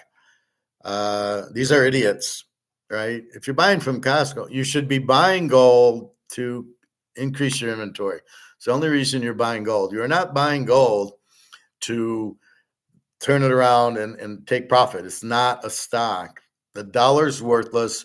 So what you're doing is you're buying the gold from Costco. Say you buy that 1 ounce bar for 3,000, and then you bring it in here and he gives you 3,100 or whatever. He's going to give you a spot. So if you bought it at 2,800, now it's 3,000. You made $200. Well, that's not the point. You're missing the whole point. You're buying the gold because the dollar is worthless. You don't want to get back on the Titanic. So if you paid 2,800 for it, you don't want to get out. You don't want to sell it for 3,000. Now you're still in dollars. You haven't gotten out of the dollar. You went into the lifeboat and you came back to the sinking ship. What are you doing? So these people are morons to try to do that. This guy sounds clueless, but okay, let's see. Versus 130 for a true ounce, in the form of one coin. Yeah. So like Adrian says, if you have the discipline and the ability to save for that ounce, you're better off. And I think I should reemphasize what Adrian just said too, that don't be angry or too disappointed that where you bring your gold, let's say it's a maple and you get a little less than spot, because most of you have held the gold prior to the big run up, and so you're still way ahead. So so it sounds like he doesn't give a discount for the maple like my guy does.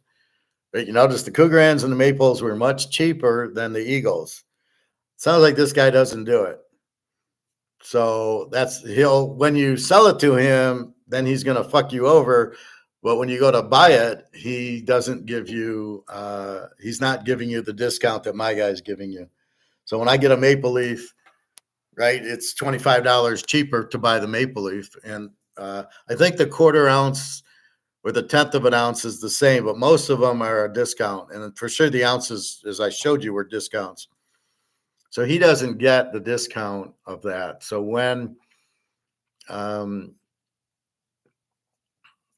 you do that, then that's the whole key of it, right? So he's not selling at a discount.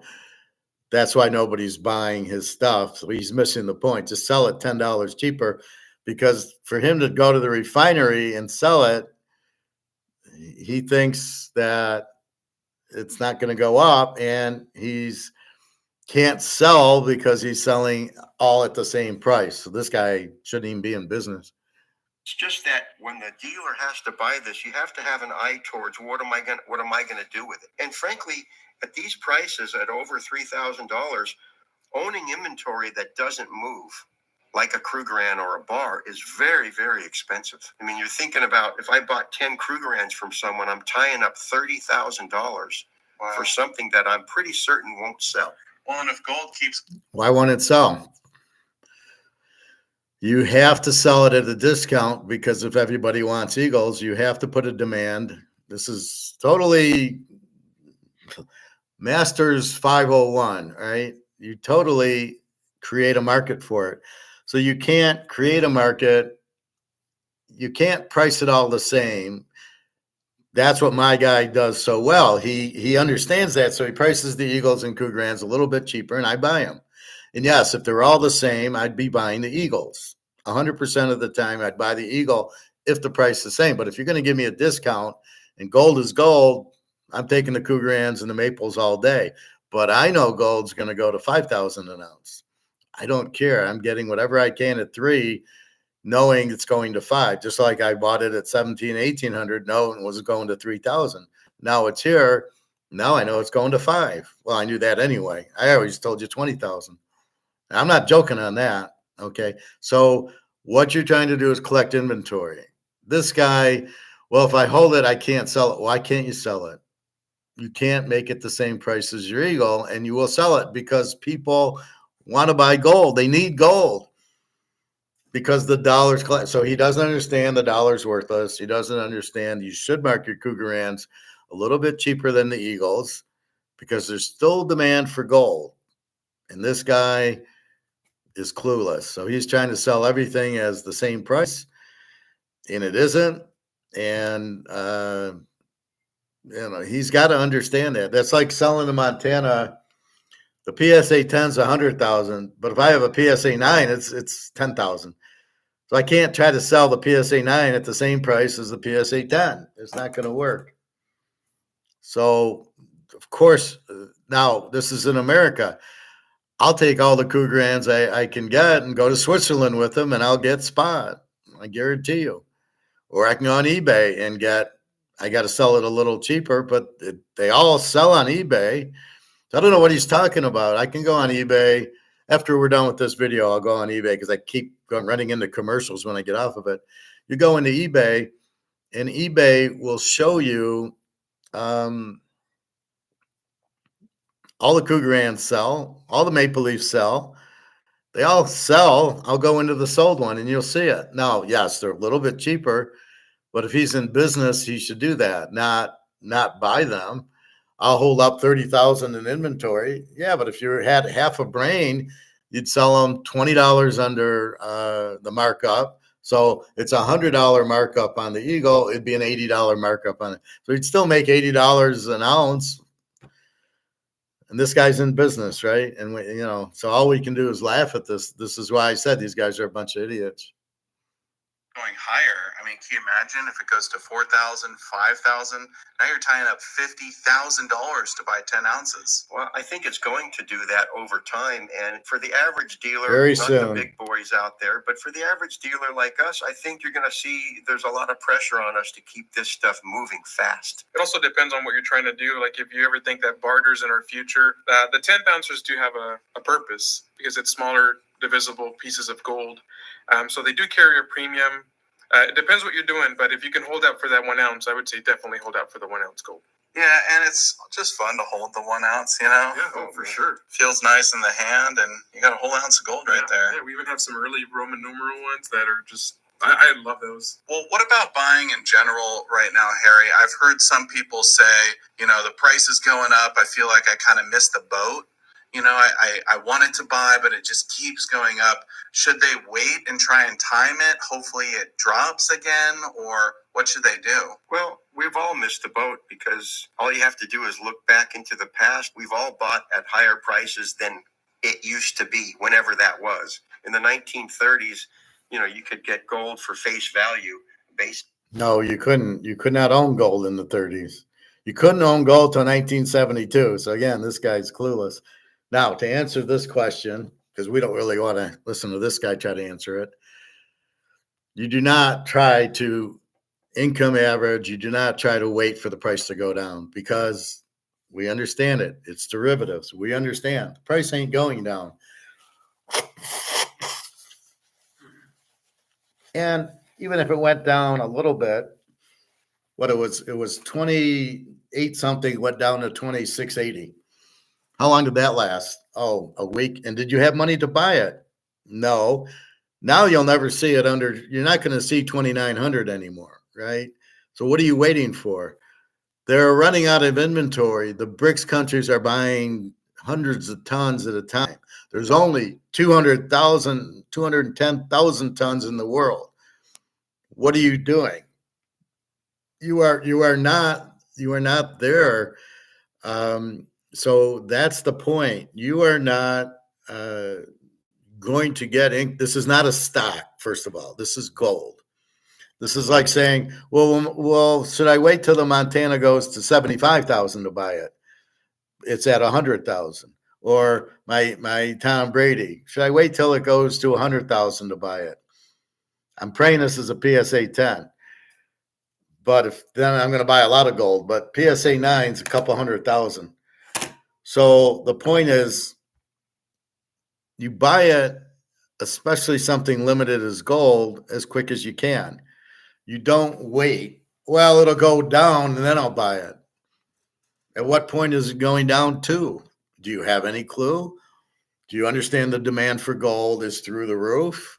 Do you understand all the BRICS countries are buying, their central banks are buying, and China and Russia, they're all taking delivery off of COMEX. Do you realize how limited it is and how little there is left to actually, yes, we can go to the store and get an ounce or two, but COMEX, they can't. London went out because they don't even have it. The U.S. is trying, they're so far backlogged that they're just trying to get the tons in to pay off the options that the people are taking delivery on. So where are you going to get this gold from? There isn't any left. Okay, he has a few ounces in his store. For him to melt down the others, he's guy's out of his fucking mind. At worst case, just keep it in your back, because as it went from 2,500 to 3,000, you made money on it. Then he's worried, what if it goes to 5,000? Well, if you got it at 3,000, now it's worth, it's worth $2,000 more an ounce. What's the problem? So I really don't get the guy. He really doesn't understand anything about inflation and economics, how limited gold is and how COMEX works. It is not a stock. It's not going to drop because of the taking delivery, and as limited as it is, and all these new countries joining BRICS, Cuba now and Indonesia and these other ones, they all need to come in with gold because it's a gold-backed currency. That's how you're going to trade in BRICS. So you need your gold, and these people who want to join BRICS better be buying the gold now, because when they join, they're not going to be able to get it. It'll be very expensive. So as the world, plus the kickers, as the world's going bankrupt and all this is worse shit, then it's going to take more dollars to buy it, to the point where they might not take dollars for it. So you're going to save up. Oh, now I got 3,000. Oh, wait, shit. Oh, it's now 3,500 to buy the ounce of gold. It was 3, but I waited because you told me, instead of buying the dimes and quarters. If you notice, he had no quarters and halves. So as as it goes, I mean, that's all he had. He had what, 5 ounces and 7 or 8/10 of an ounce. That's it. That's all the guy has selling gold. He's telling you to wait and only buy American. And he doesn't want to give you a discount if you buy the Cougaran or Maple Leaf, which is ridiculous. I love the discounts. That's the best part. The Philharmonic, it's $50 off. It's an ounce of gold, fellas. It doesn't matter if it's US or not. How do they miss that? Oh my God. Now we'll go back to my comment after hearing all A this. $20 gold piece for $20. So that would have been a really good time to buy. The idea that you've missed something is really irrelevant. What's relevant is that you have a plan, whatever your buying plan is, whatever the ounces and the frequency and your budget allows, without getting in trouble, stick to that plan. The price is not anything you or I can control, but you can control your plan. So if you have a plan to buy, an ounce of gold or silver or whatever the precious metal is at a certain period of time, just stay with it. It'll smooth out the peaks and the valleys of the high and the low prices. It'll keep the average price of your stack more manageable than trying to time the market, which, as Adrian just mentioned a moment ago, is impossible. Yeah. You can't. They're not trying to time the market. It's not a stock. You are trying to add to your inventory as much as you possibly can before this sucker hits 20,000 an ounce and you can't get it, or before your dollar is worthless and you can't buy it. So there is no delay. You are buying as much. You don't give a fuck about the price. You want to add to your inventory. That's the key to it. Add to the inventory, and then that's it. And once you add to it, then that's the key, not the price. I don't care that I bought it 1,700. I don't care I bought this at 250. I don't care that I bought it at 2,000 or 2,500. It's irrelevant because it's going to be 5,000 soon. So do I care that I bought it at 2,800? Oh, I didn't income average and buy some at 2,750. You go crazy trying to do it. And when it goes down, are you going to be able to buy it? And the key is to get out of money, right? Your number one key is to sell as much of this as you can, and you leave a little in it. That's the key to it, not anything else. And that's really what you're going for. This whole pricing and weighted average and all. This is not General Motors. You're not buying a stock. You're buying gold. It's a whole different animal, and it's not even close to where it's going. So as much as you can buy, you buy. Time it, and you can't control any of that.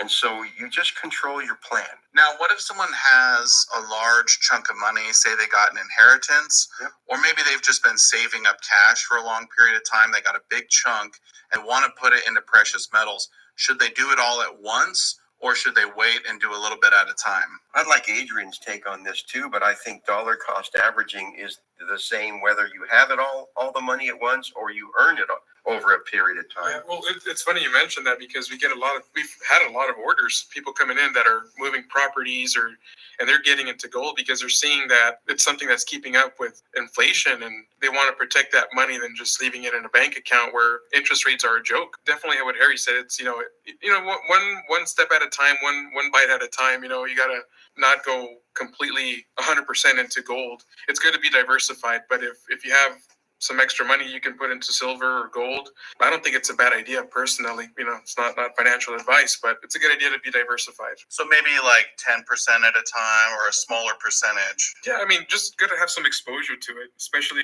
Or do what I do and have 90% gold, 5% silver, and the other 5% in this.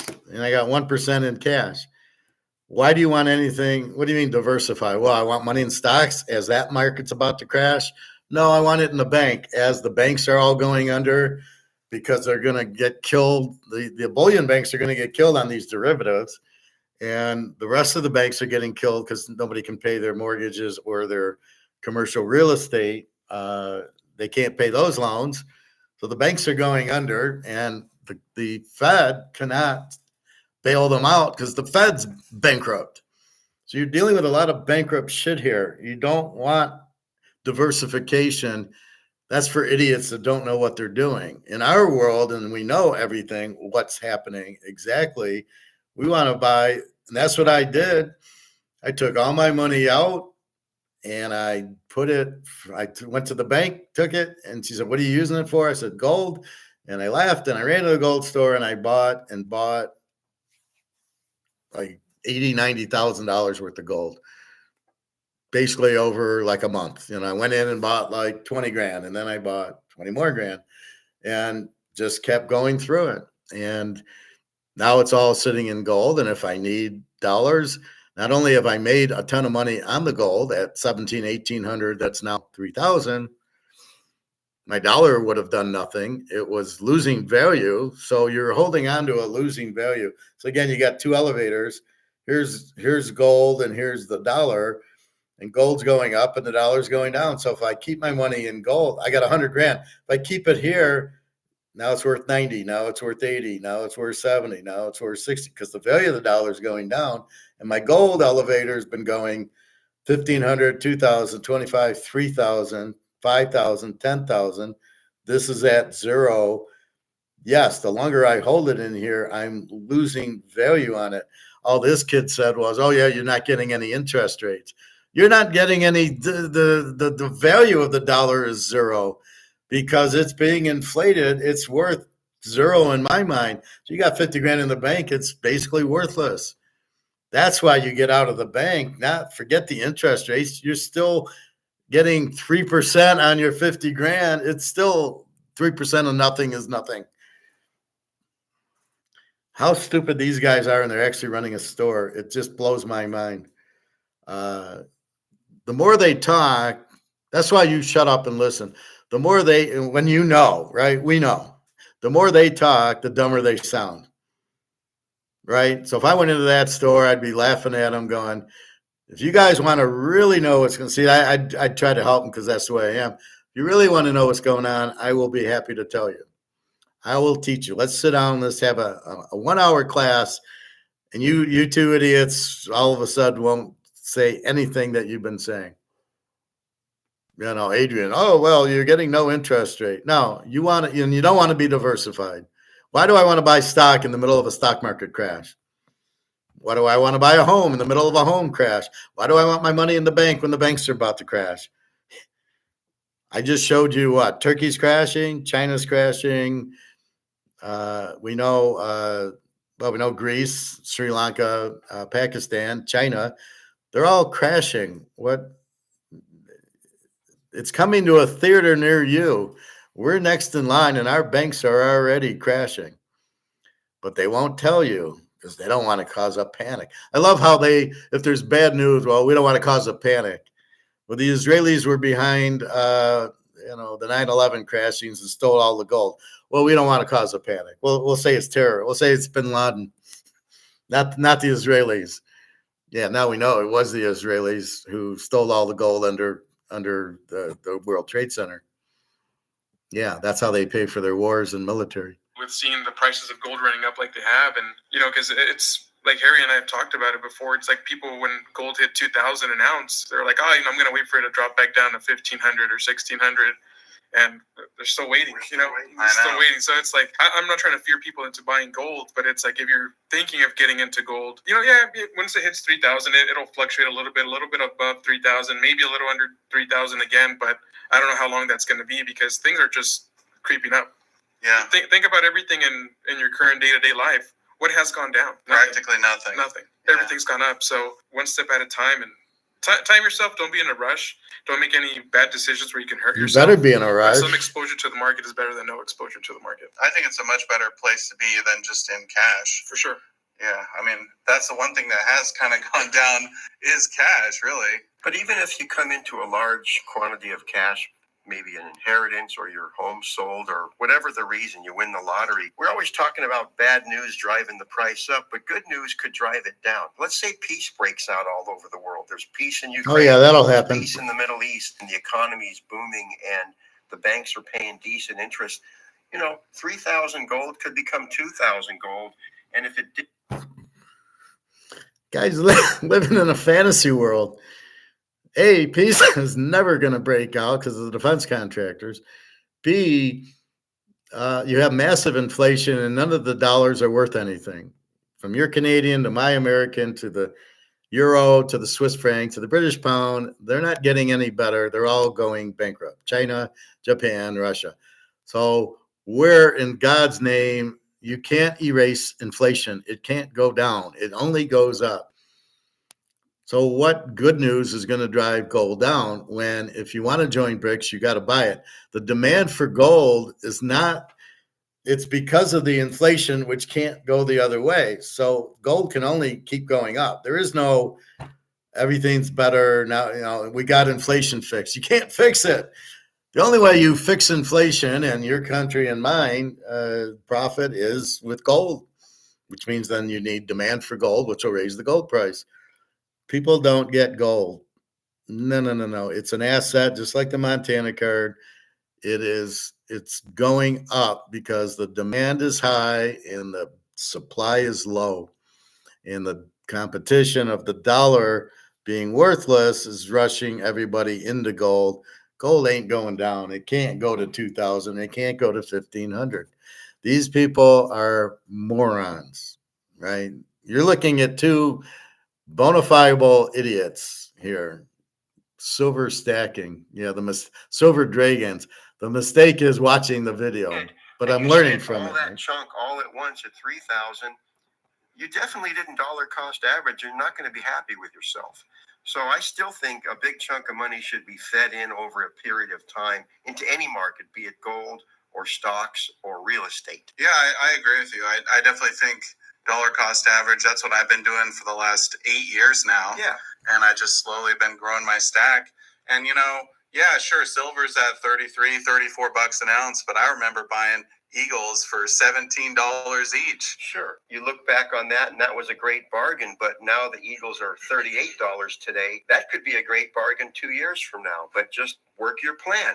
You know, even say that silver would have dropped, you'd still be okay because if you keep it consistent, you're going to cost average. And you don't ever lose any money if you just hold on to it Exactly. forever, right? Your ounces don't go down, right? Yeah. So it's... Well, that's a really good point, isn't it? Yeah. It's, the price might fluctuate, but not your ounces. Yeah. If you're measuring your wealth in ounces and you keep on increasing them, then it'll never go down. Who cares? You know, if you're putting money into silver or gold, it shouldn't be money that you need to eat, right? It should be money that you're putting away for a rainy day or just to, have some insurance for your money. So if you're doing that, you can't really hurt yourself. We've been talking about mistakes that stackers could make or have made. What would you say is the biggest mistake a new stacker could make right now? I think the biggest Staying in mistake, money. Let's just talk about silver, is somebody buying premium ounces just because a guy they know at work bought some special issue from some world mint at 3 times the spot price of silver, not even knowing yet. Well, I like the what you Batman one. as a stacker, just because someone said that's a really cool thing, or you got to get one of these, you got to get 10 tubes of these. We see it, and then you go to sell it because you decide I really want to stack silver or buffalo rounds, and you find out you paid 3 and 4 times the amount you should have paid for an ounce of silver. So my advice would be, until you know what your stack should really look like, until you have your preferences solidified, go with low premium silver so that when you decide that maybe wasn't the exact thing you wanted, you're going to be at or near your break-even point at any given time. Another thing that we see some people make mistakes in, they get something in the mail offering them, hey, buy these gold coins or buy these silver coins, or infomercial on TV. I mean, we have people come in and luckily verify, hey, what do you think of this deal? And it's some crazy markup gold or silver. And it's like, do your research, look online, go to your local shops, talk to local dealers, and just say, hey, what do you think of this? Even if you're going to make a purchase online from, a commercial that you see or anything other than going to a shop, just, do a little bit of research and talk to people. If someone solicits you either through a phone call, a boiler room operation, an ad in a magazine, a TV commercial, they're still coming at you with an offer. I would ignore those. We never call people and say, hey, do you want to buy some silver or gold? We're here to be of service, of course, but you should be the instigator of a purchase and an investment that you make. Don't let some slick ad or magazine piece or commercial or even worse, an on the phone salesperson in a boiler room convince you of something you weren't even thinking of to buy that day.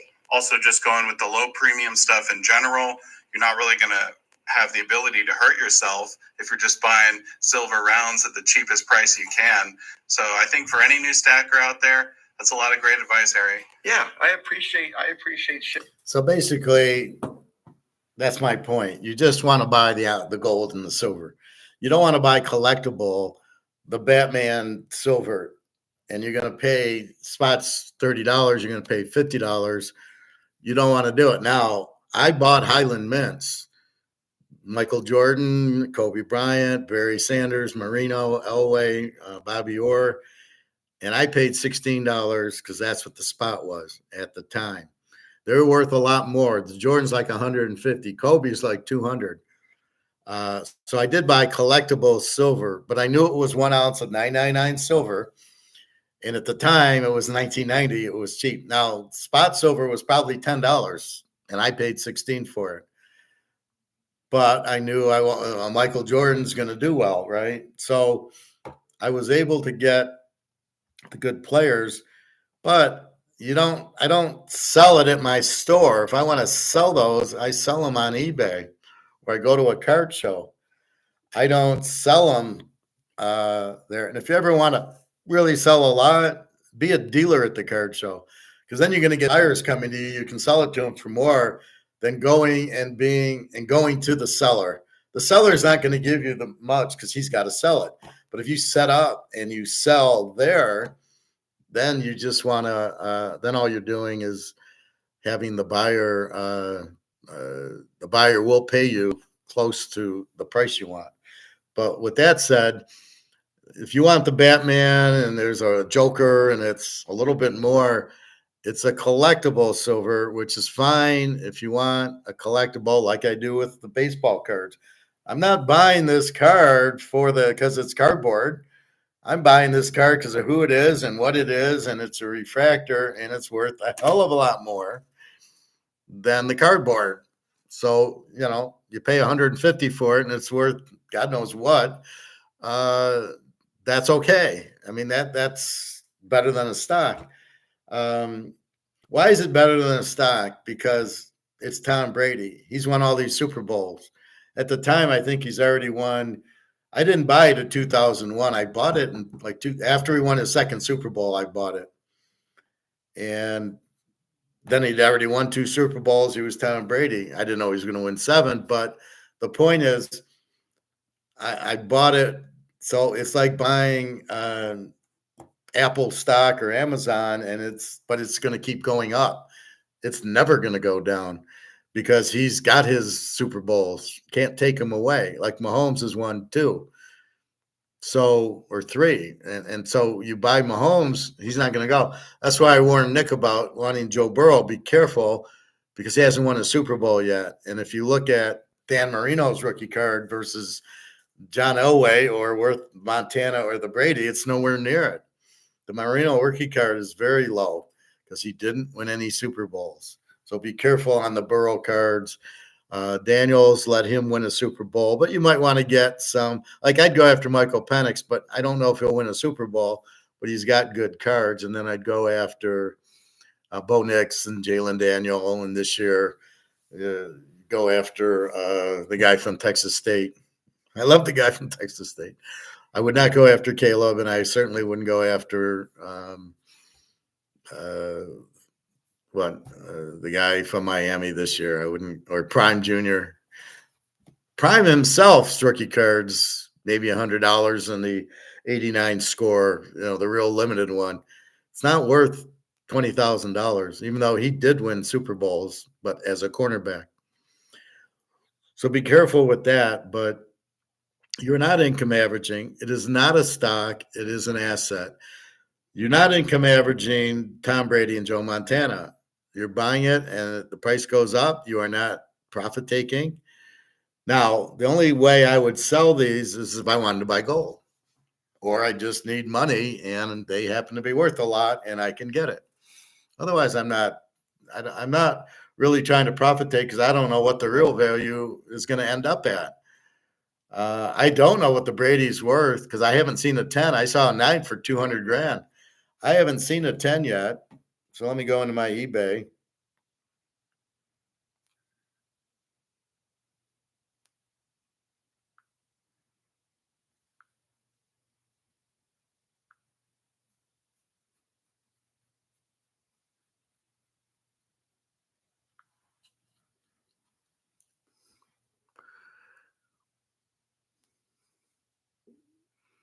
So in my eBay, you got a Rolex at 820,000 because it's got diamonds in it. Even though the diamonds aren't worth as much, they don't make too many of them.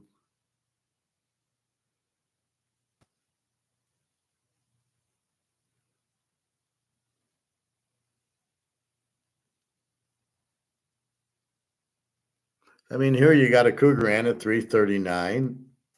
I don't know what he's talking about. They sell quarter ounce 880 for an Eagle, and this is low, the Maple Leaf 759.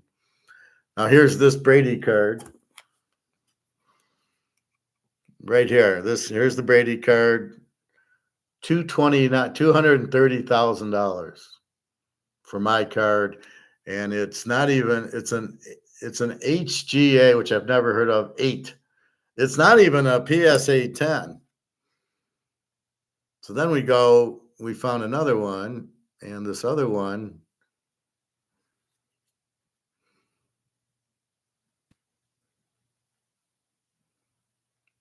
So here's a Maple Leaf 3176 and a Cougaran 3156, but I've seen them higher in other auctions. All right, let's see.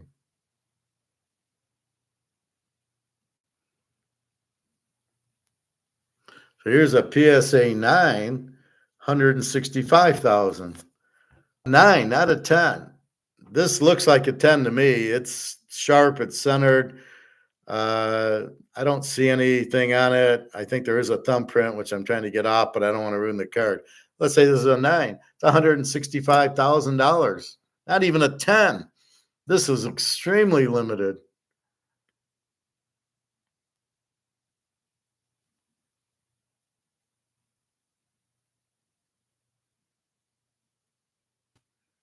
Here's another Rolex, 513. Again, it's a rainbow, rose gold with a paved diamond dial, sapphire bezel. So you got some diamonds in it. 513,000. That's some serious shit for a Rolex. That's how I diversify. Now let's take you to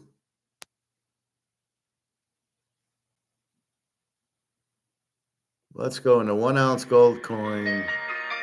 Fuck off. 1 ounce gold coin, Cougaran.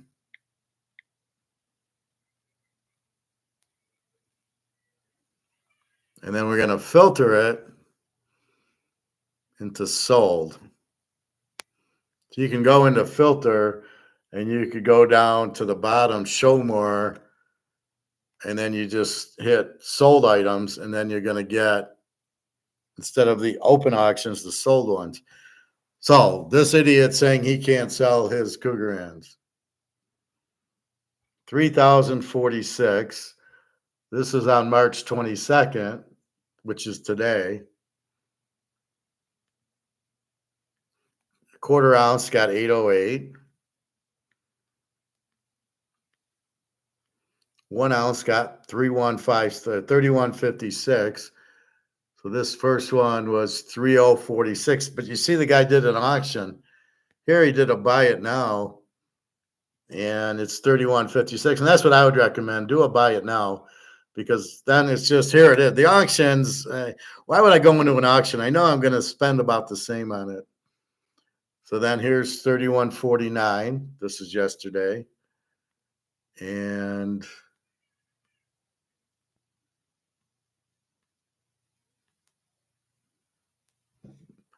this is 3153 on the 20th. So what's he talking about? You can't sell them.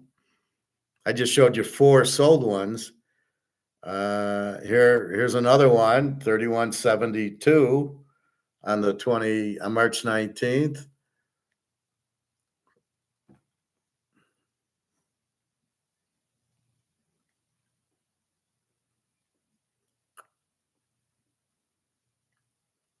$31.51. I love how I search for 1 ounce and I keep getting these quarter ounce and half ounce.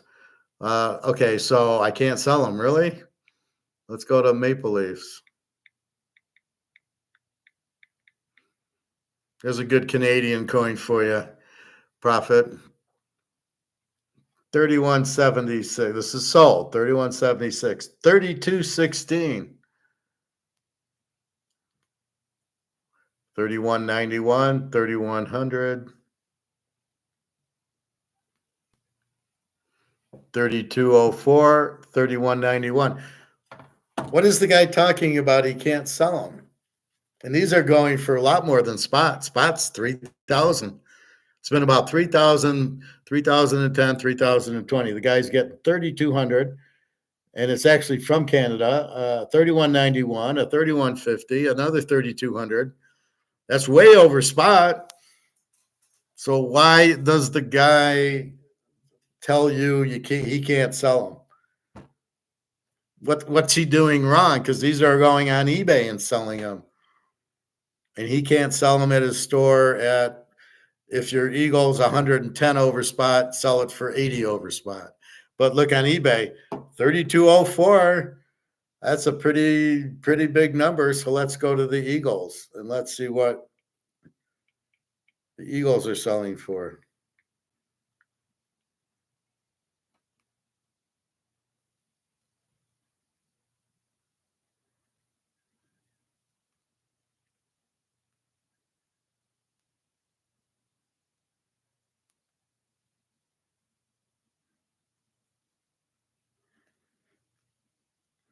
So here's one for 32.41. Sold today. 32.41. 3,200 something for the Maple Leafs. Spots 3,022. So explain that to me, that you cannot sell Maple Leafs and Cougarans over spot. What are you talking about? So why can't he sell them? Only buy Eagles. The guy's so full of shit. It's really hard to watch the guy. What is he talking about? This has to be the dumbest guy. I'm tempted to. See, this is why I got to teach this stuff. You got people in the business dealing it in a store, selling it, and not knowing what they're doing. They don't understand inflation. They don't understand economics. They don't even understand gold, and yet he's selling gold and silver. And he sells more junk silver.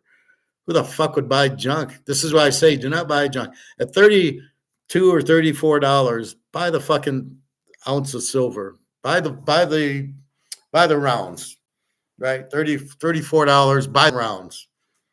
Right? I bought a 10-ounce bar a couple weeks ago. I bought a 5-ounce bar and 5 ounces of Philharmonics, $34 an ounce.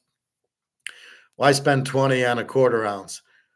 People don't even understand what barter is. If you're worried about going to Kroger's and buying butter for a dime because it's silver, and you only have a silver, you have a 1 ouncer, they're going to have change. Dummies. Hey, there's no barter. You're bartering this right now. This is basically not worth anything, and I just used it to get my ribs or go get Chinese. So what is he talking about? All right, so we got to figure out. Daria's daughter spent 9,000 rubles. So let's do a little FX for you FX fans, for people like me.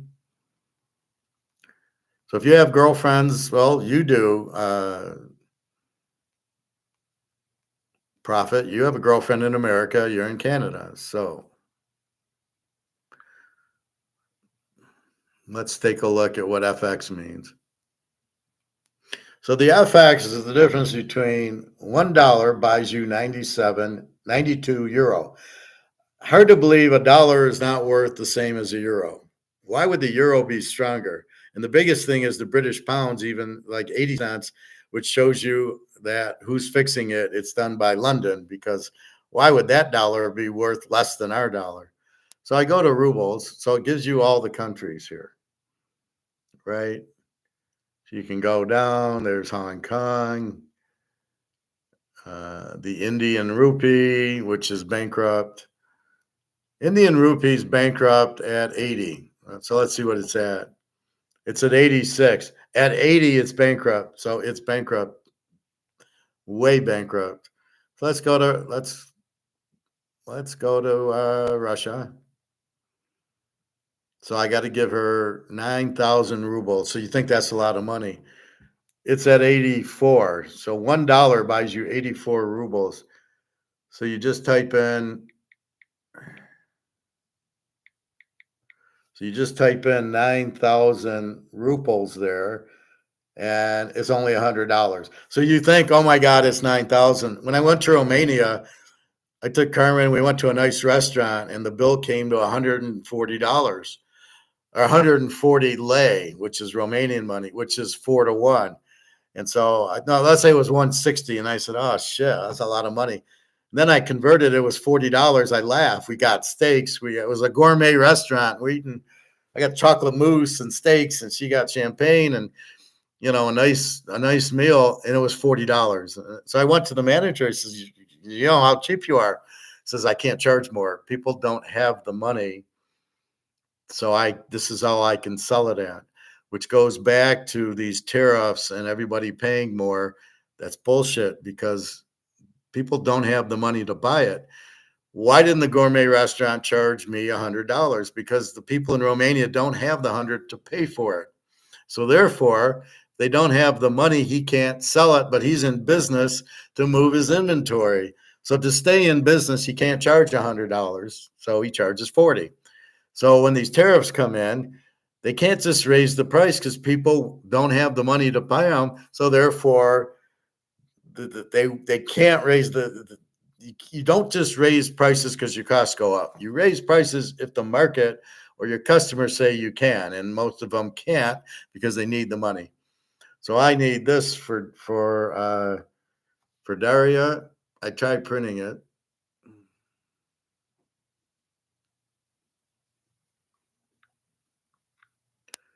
So I do this. I copy it.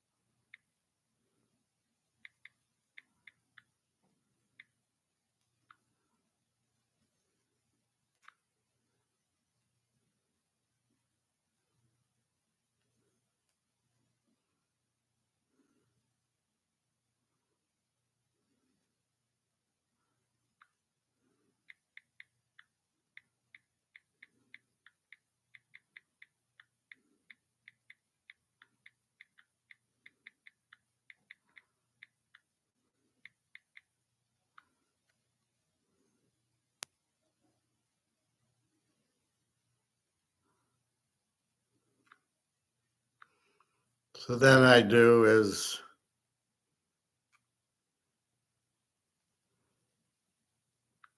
copy both.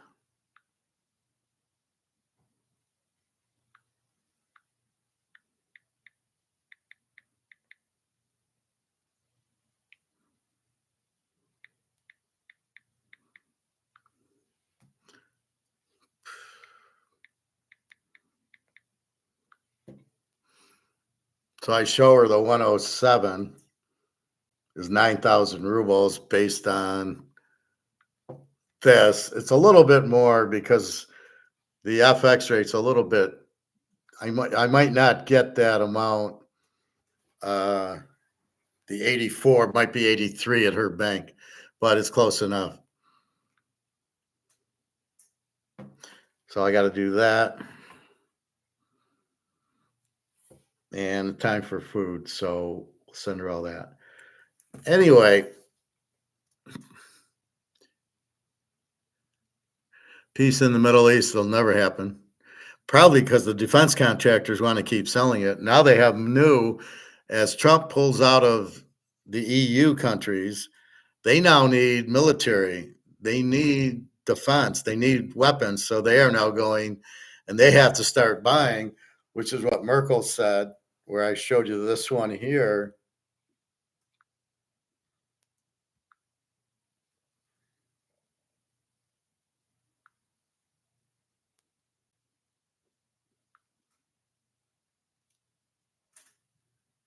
So you've got, again, Turkey crashing. That affects the economy. They're not buyers anymore. You have China is out of money. Well, they're not out of money. It's just worthless. Huge scandal rocks China. So when these countries inflate to zero, they're not buyers anymore because you can't take their money. So China has 60,000 tons. What do you think they're going to do? Gold-backed currency. Russia's can't wait to do it. India, Saudi Arabia, South Africa, all these countries, Brazil, are bankrupt. And they have gold, and they're going to go to gold-backed currency. The U.S., we're going to go on a Bitcoin-backed currency. Can't wait for that. So when I show you this, War Fund seeks 10 trillion euros in citizen savings to militarize. So they're trying to militarize. They have to go to our defense contractors to buy their weapons, tanks and missiles and rockets. So that'll keep the industrial complex going, and then they'll create a war just so they can sell more. How they got to be in charge of the government, I don't know. That's totally wrong. But anyway, that's a big problem. So that's what you have to understand is that. And Mark McGuire, we went over, I think, Friday. He did his show. It was pretty good. We went through it pretty clearly. We do see the end of COMEX coming. The end of COMEX gold is here because to do a derivative, people will ask to take delivery of the gold. So the way I understand it, and I'm not an options expert, unfortunately, is when they do a derivative, there's a buyer and a seller. So what the U.S. does, so when gold's 3,100, they're gonna do a sell derivative. They're gonna sell it at 3,100. The buyer comes in, China, and he says, "I'll buy it, but when I buy it, I want physical gold for it." The way it used to work is London used to be the buyer, and they would just hit one account into another. It was all a bullshit thing, and they never sold it. They never needed physical gold. But here come the Chinese and the Russians, and they go, "I'll buy it, but I want physical gold," which was never done before. The U.S. doesn't have the physical gold. They have a little. That's why they're bringing the gold to pay it off. Because you can't fuck with the Russians and Chinese, especially now if China's going broke. We know Russia is. They need it. So that's what's happening. So they'll do the sell derivative. The buy derivative is by China, Russia saying, but when I buy it, I want physical, and you don't have it, and you have to, because Basel III says you must T+1. So in 2 days, you got to pay me. And we're now, several months off. That's what this July 1st thing is. So to get the gold, you're going to have to go onto the market, and there's no fucking way you're paying $3,000 for an ounce of gold. You're going to be paying $35,000, $4,000. That's why we know the price is going up. They have to cover their derivatives. And some stupid reason they're still doing shorts. And the people they're playing with are saying, "I want physical," which you don't have, which you got to get. And it's not out there, so you got to pay a lot for it. I don't know who you're buying it from. Maybe China, I don't know. Switzerland, they might have. London is you just emptied them. You don't have any in your Fort Knox, so I don't know where the hell they're getting the gold. It isn't available. which is what Heckle and Jekyll there, that video we're watching, don't even understand not only how limited the gold is, but that the price is going to go up 10 times. So this is, if you're going to be a gold dealer, you probably need to know what the fuck you're doing and understand inflation and understand gold, how limited it is and everything else. You probably better understand that if you're going to do it. So they don't. So anyway, this is what's happening. So that's why me and you, well, Prophet, you should be good. Although I don't know how many bars you're getting, but even if you got one, you'd be pretty happy. You want to buy as much gold and silver inventory as possible, and you don't give a fuck if it's 1/10 of an ounce, a quarter, a half, or an ounce. We're not worried about getting burned because the price went from 2,500 to 3,000. That takes care of the burn. If I paid $200 for 1/10 of an ounce and now I can get $350 for it, yeah, I'm really hurting that I didn't get. What did I lose on it? So he's going to give me 300. I paid 200 for it. I still win if I need to sell it, which I don't need to sell it now. So you don't want to diversify your portfolio. There's nowhere to diversify. Gold's gold right now. It's the best thing to have, and I would have all my money in it. It's not going down because there's nothing that can make it go down. Bitcoin is still fucked up, but because of the world and all the central banks buying gold and the demand, the central banks aren't about to sell their gold and get back into dollars because the dollar's gone. It's worthless. So if I'm Poland, I'm not selling my gold. I just bought it to cover myself because the dollar's going down. So I have all this gold. I'm not selling it. And if I don't sell it, the price can't go down. We're buying as much as we can. And now here comes Indonesia. Cuba's in.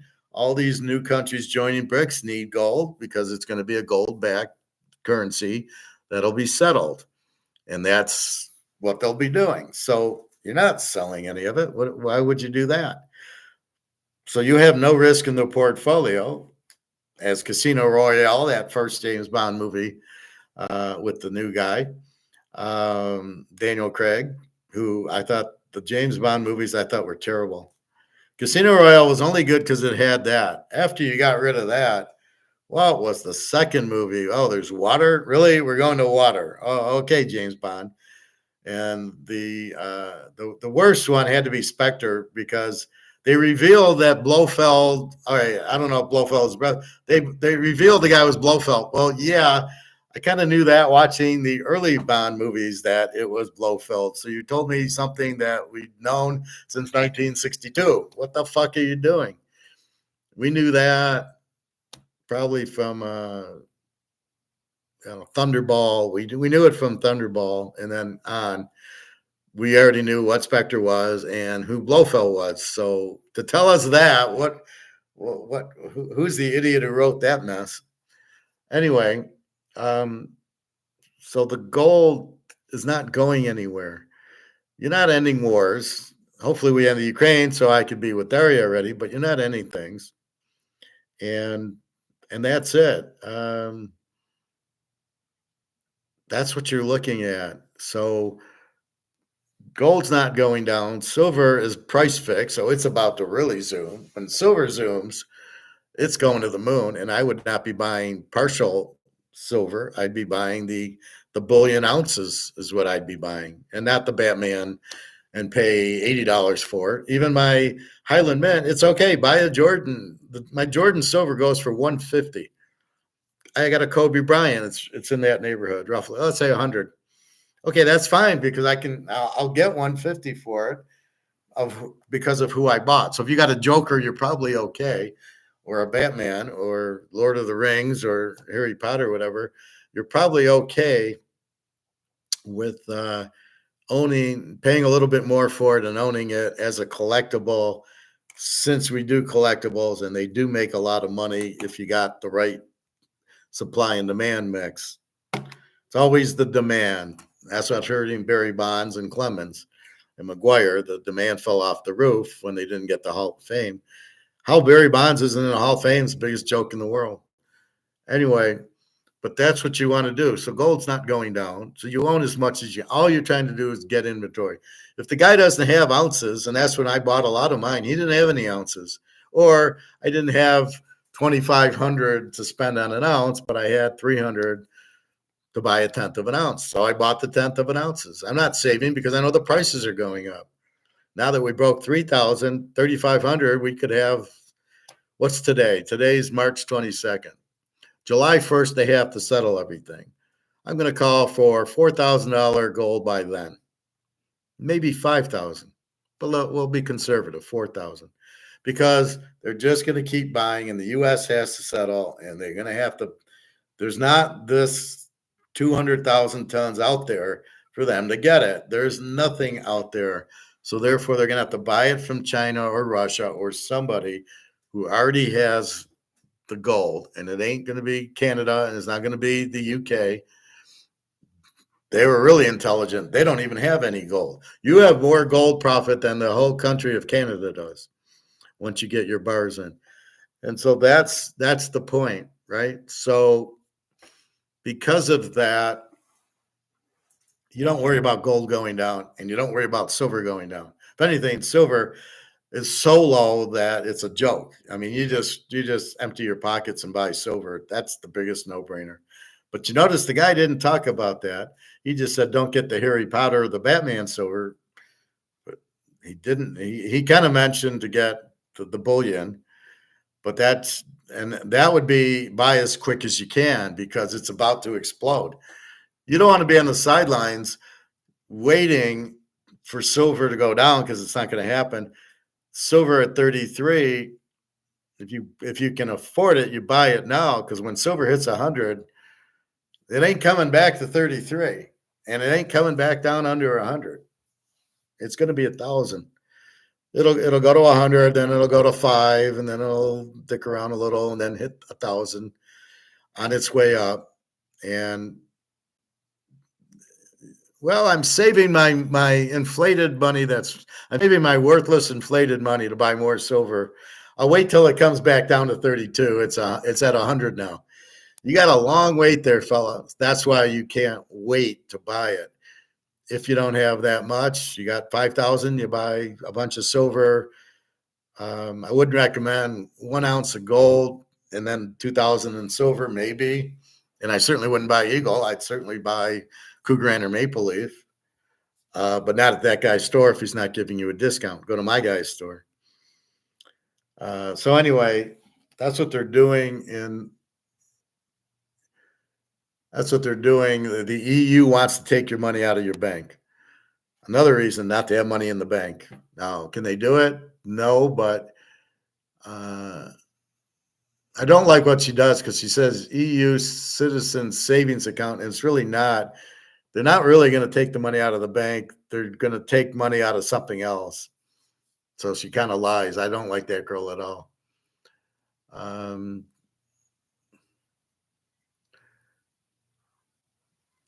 Don't even waste your time. 7 assets safer than gold. If we break that down, I'm probably the only person online who shares every single one of my trades completely for free. Nobody gives a fuck. ATMs. Shut the fuck up. But guess what still paid out?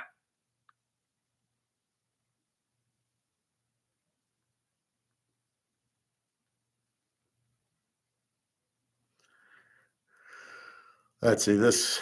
In one of them, he kind of had them listed out.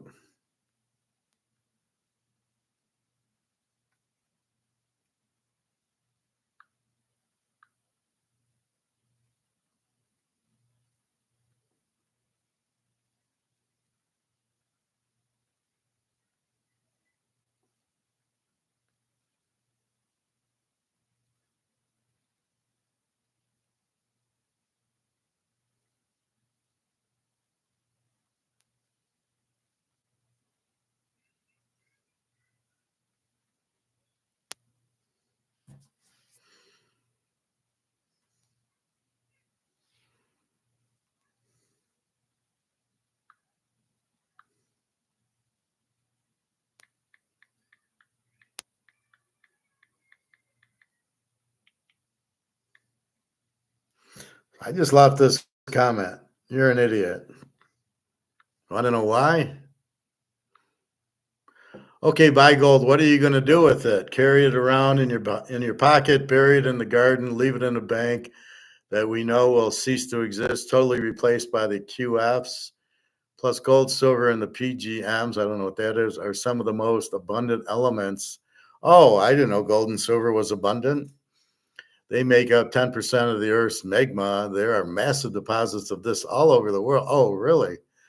The gold is an allotropic form known as the white powder of gold, which is superconducting and found in all living. What the fuck's he talking about? I have a gold mine in Nevada that's full of that stuff. Oh, okay. The mine was once owned by Howard Hughes, then shown. Yeah, they do not understand 20. Okay. This is the problem. Anyway, his 7 things were like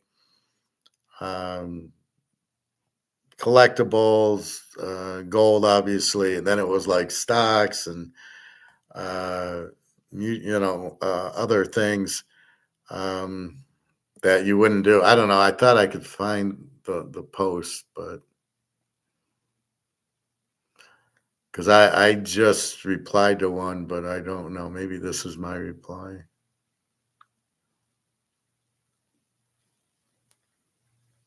No. Anyway, just buy the gold and silver. That's all you need to do.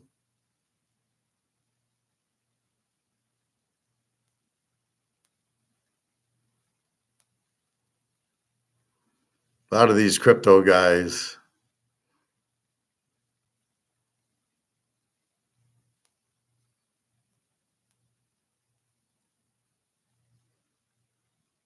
I don't know. I can't find it. Anyway, that's the point.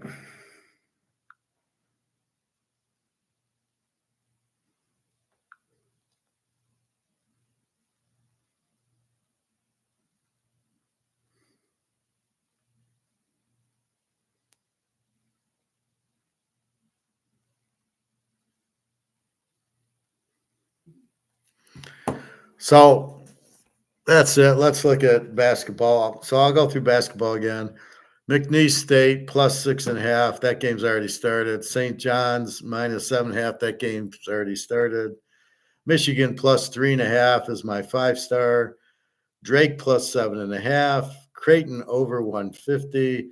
BYU plus 1.5. Houston minus 4.5 is my 5-star. My other one, Houston under 140 and Tennessee over 131. Let's see what's going on.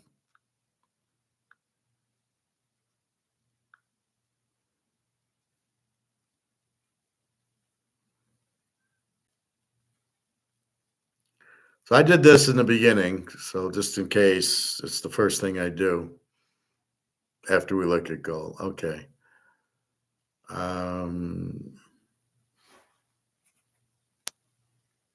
So St. John's minus 7.5 hasn't started yet. That's 250. So it should just be the McNeese State. Purdue beat them 76-62. We were getting 6.5, so that lost. Okay, big deal. A nothing, just a minor game. That's what we got. So we got St. John's.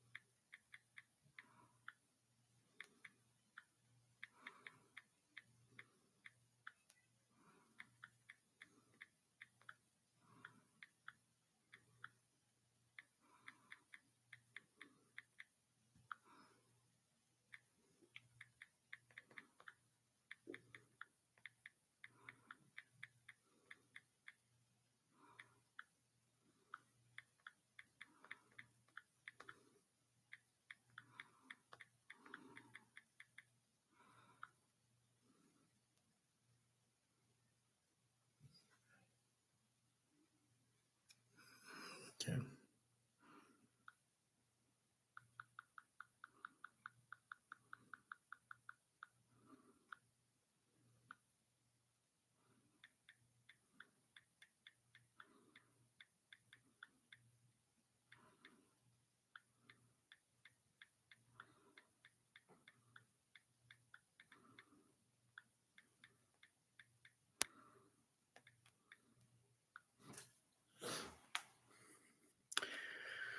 All right. So anyway, that was Daria saying the FX rate is like 81.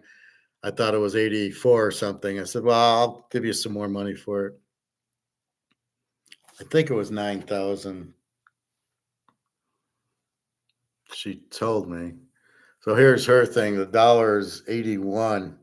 So you see the 81.40. That's what the bank will give her for a US dollar. They'll give her 81, not, it used to be 110.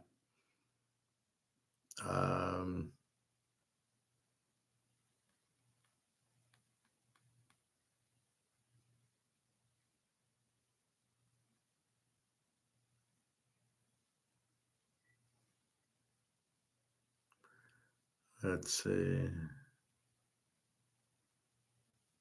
Yeah, 9,000 rubles. So doing the math there, it was 117. That was at 84. So 81 is probably, 125. It's probably another $5. That's about it. So anyway, you gotta when you do these PayPals, you gotta realize the FX rate, right? And that's where they really fuck everybody. That's where the U.S. fucks everybody. The FX rates just make believe, and it's totally has no meaning, and there's absolutely no way you can calculate it. So the bank says, we'll give you $81 for the ruble, even though the FX rate's 84, even though you have really no idea. That's the beauty of gold. It's over. It is what it is. Gold's 3,022. That's what it is. And it doesn't matter what kind of gold. There's the Russian gold should be the same. I think Russia's a little bit cheaper. I don't think they give you the full COMEX spot. It's a little bit cheaper, I noticed. So you got to figure out what country you do to sell it. Again, we're not looking to sell it all, but I know in Switzerland, Egon said he'll buy it from. So we'll have to see what Egon's selling it for. But anyway, so in basketball, Michigan plus 3.5, Houston minus 4.5 are my 5 stars. So bet a little bit more on those, I guess. But I'm not selling the picks. I don't know college basketball enough. This is just theories and the way I pick football, taking the defenses and going with them. And that's what I'm doing here. So keep your eye on that. And again, make your own picks, understand the teams. That's why I'm explaining Daria. I'm trying to understand I'm telling you the Russian culture. She doesn't want to bother me that her daughter's in the hospital with the tonsils. She doesn't want to bother me with that, which is fine. But I want to be bothered. Just say she's in the hospital so I know why I don't hear from you for 3 days. That's what gets me. And then I wonder, and I know it's something between her. She's got the thing under her nose. I guess she's got a little whatever. And the daughter with the tonsils. So I knew it was they were busy with that. It's see, she's not ignoring me. It's not like she found somebody else. So that's my point. Other girls would say I'm going to the hospital or would say this and that. She doesn't. And but I'm getting used to that. Like Jenna would have said, we got to go to the doctors. This and this happened, and so you would understand that. But Daria does it differently. She'll tell you after. Oh yeah, we're in the hospital. Yeah, 3 days after, and I don't hear from her. And then she'll say, "Oh, I'm sorry, I didn't tell you," and and stressed you out for 3 days. And I go, "Well, I keep telling you, but you keep doing it anyway, so I'm more used to it now." Anyway, so that's what's happening. So again, the basketball tournament and so you heard from the silver guy how stupid they are at the stores. So again, they're salesmen. They're not economist. This is why I tell you with an Andy Scheckman, he's a salesman, or Rick Reichert's a fucking communist. He doesn't know what he's talking about. The only one who really gets it is Egon, which is why I play him, and Mark McGuire fairly gets it. His guests don't get it. They don't really understand it. And Alligator doesn't get it, although I'm teaching him, even though he won't give me credit for it. He did finally say, "Well, it's not the prices; it's the dollar printed is the inflation." He's finally getting that because I keep talking about it, and obviously he's listening, and he goes, "Oh yeah, it isn't prices," because I give you facts on that. You can't just raise prices for it. Anyway, that's about it. So I am going to eat, and I'm going to go to the pool a little bit later, watch some baskets. I finished my 24 season 8, and then I watched season 9. Poor Audrey, she dies. What a sad moment that was. And it's funny how they like killed everybody off. They killed whatchamacallit, the Joe Biden president from season 5. He got killed at the end of season 8. And Billy Buchanan got killed. And it's like, that's how you left the show. You got killed, except for him and Chloe were the only two not to get killed. But even Audrey got killed, and everybody else did. Kind of a neat, okay, you're done. We're going to kill you. All right. So that's it. That's basketball. Football, we don't really have much to say. Gold, you know what to do. Now you have the other side of it. And that's what I was trying to prove to you. You have the other side of what they're thinking, so we can tell you they're a bunch of idiots. See, otherwise you hear that and then you go, oh, maybe that's right. That's why I do it. That's why I break it down, and that's why I rip it apart, because they're just wrong. But you don't know they're wrong. You don't know why they're wrong. And you listen to me, then you listen to them, you're not sure. But by me explaining it, now you know, now I get why he's wrong. He doesn't understand inflation, because I tell you to buy any gold. Any gold's fine as long as it's real. So if it's a Cougar Ant or a Maple Leaf, it's fine. And if you listen to this guy, you'd only buy Eagles, but they're at a discount. I showed you, I paid $50 less for a Cougar Ant. Well, if I'm going to pay you $50 less, there you go. What are you worried about? So that's the whole point of it. Anyway, good luck. Watch your games. I'll be on tomorrow morning, same time. So happy. You don't understand the stress I get from Derek, because I know we're together, but when I don't hear from her, it's for 2 or 3 days. It starts, and I know it's the same thing. She doesn't feel good. The daughter doesn't feel, something's not right. And sometimes she'll get high blood pressure, and I miss her for 3 days. And, I'm trying to say what I'm used to would be talking to my girl, making sure she's okay. And she's not used to me. She's not used to an American guy. She's used to a Russian guy who probably could care less about her. So that's the difference. Anyway, St. Pete, nice city. I would have visited her, but I can't. You can't get a plane there. They won't let I think they can let Americans in, but I need a visa, which I can't get. So I don't think I could go there until the war ends, but it won't end. So I think she can come here, or that's why we're talking about meeting in Turkey or Serbia or Montenegro. It's kind of a Russian country that I can go to because we're not at war with them. So that was the point of meeting in a Serbia or a Montenegro, was to so at least we can meet. But I think I can get her a visa here. We're gonna try that. Well, why wouldn't you go to Russia now? But I've heard that they could put me in jail for being an American spy, even though I could say, look, this is my girlfriend and I came to visit her. I'm a finance guy. Here, have an ounce of gold. Don't put me in jail. That's exactly what I would do. But I think she's protecting me, so that's why I'm like, let's meet in the middle. But she's scared to leave Russia because she's afraid how people will think of her, because Russia's the bad guy here. And Jenna's told me that. She says, "Oh, I hate Russians." I'm like, well, it's not the Russian people's fault. It was Hitler, not the German people for World War II.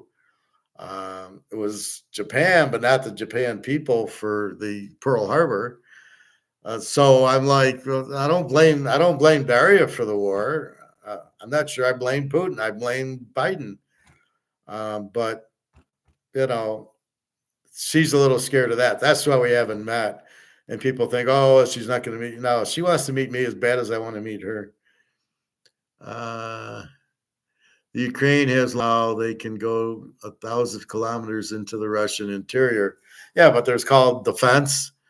And so if a missile were coming into Moscow and they're not going to go after St. Pete, they shoot it down. That's what the Israelis have, that dome. So as they were shooting missiles at them, they shoot them down. And that's what but I would imagine Russia has, and I don't think the Ukraine has those. And why are they using it? They're not using them against, what would be the point of trying to bomb Moscow? They did a thing with drones in Moscow a week or two ago, and then they wanted a ceasefire, and Putin was like, "You got to be kidding! You just drone Moscow, and you want a ceasefire? No, we got to pay you back for that." So the war's over. I don't know why it's still going. I don't get the point. What is the Ukraine fighting for? They're never going to get these 4 cities back, and I don't know. The U.S. is just money laundering. They give Zelensky the money. He gives it back to him. He keeps 10%, and that's how we spend the money. And it goes to the defense contractors, and the senators take their cut. So everybody's taking their cut, and that's why we keep sending the money. It's not going to Ukraine for the war. Zelensky steals it, and then the senators steal it, and then it goes to the defense contractors who steal it. That's war. That's what's crazy about it. They are taking out the Russian refineries. Yeah, you're on drugs profit. They're not doing that. Who's doing this? What are you talking about? So you're watching that CBC News with Don Cherry and stuff like that. You're not. That's not what's happening. They can't do. They're getting killed. It's all over. Russia won 75-0. The war is over. I know they're using drones, but guess what? They can shoot the drones down just as easily. And Russia uses drones back. So, yeah, it's turning into where we won't really have real fighting. We're going to have drones against drones. It's like Star Wars. Drones against drones, and that's it. All right, I'm going to go 3 hours, and I am hungry, and I got to go swim. All right. Have a nice day, everybody. www.teaserking.com. Again, your best bets are Michigan and Houston in the college basketball. Also, St. John's. Drake, take Creighton over. BYU, take Houston under also, and Tennessee over. Those are your picks. Nothing in football and nothing with gold and silver today, as they're off till tomorrow night about 6 o'clock. So have a wonderful day. Take care. All right. Ciao.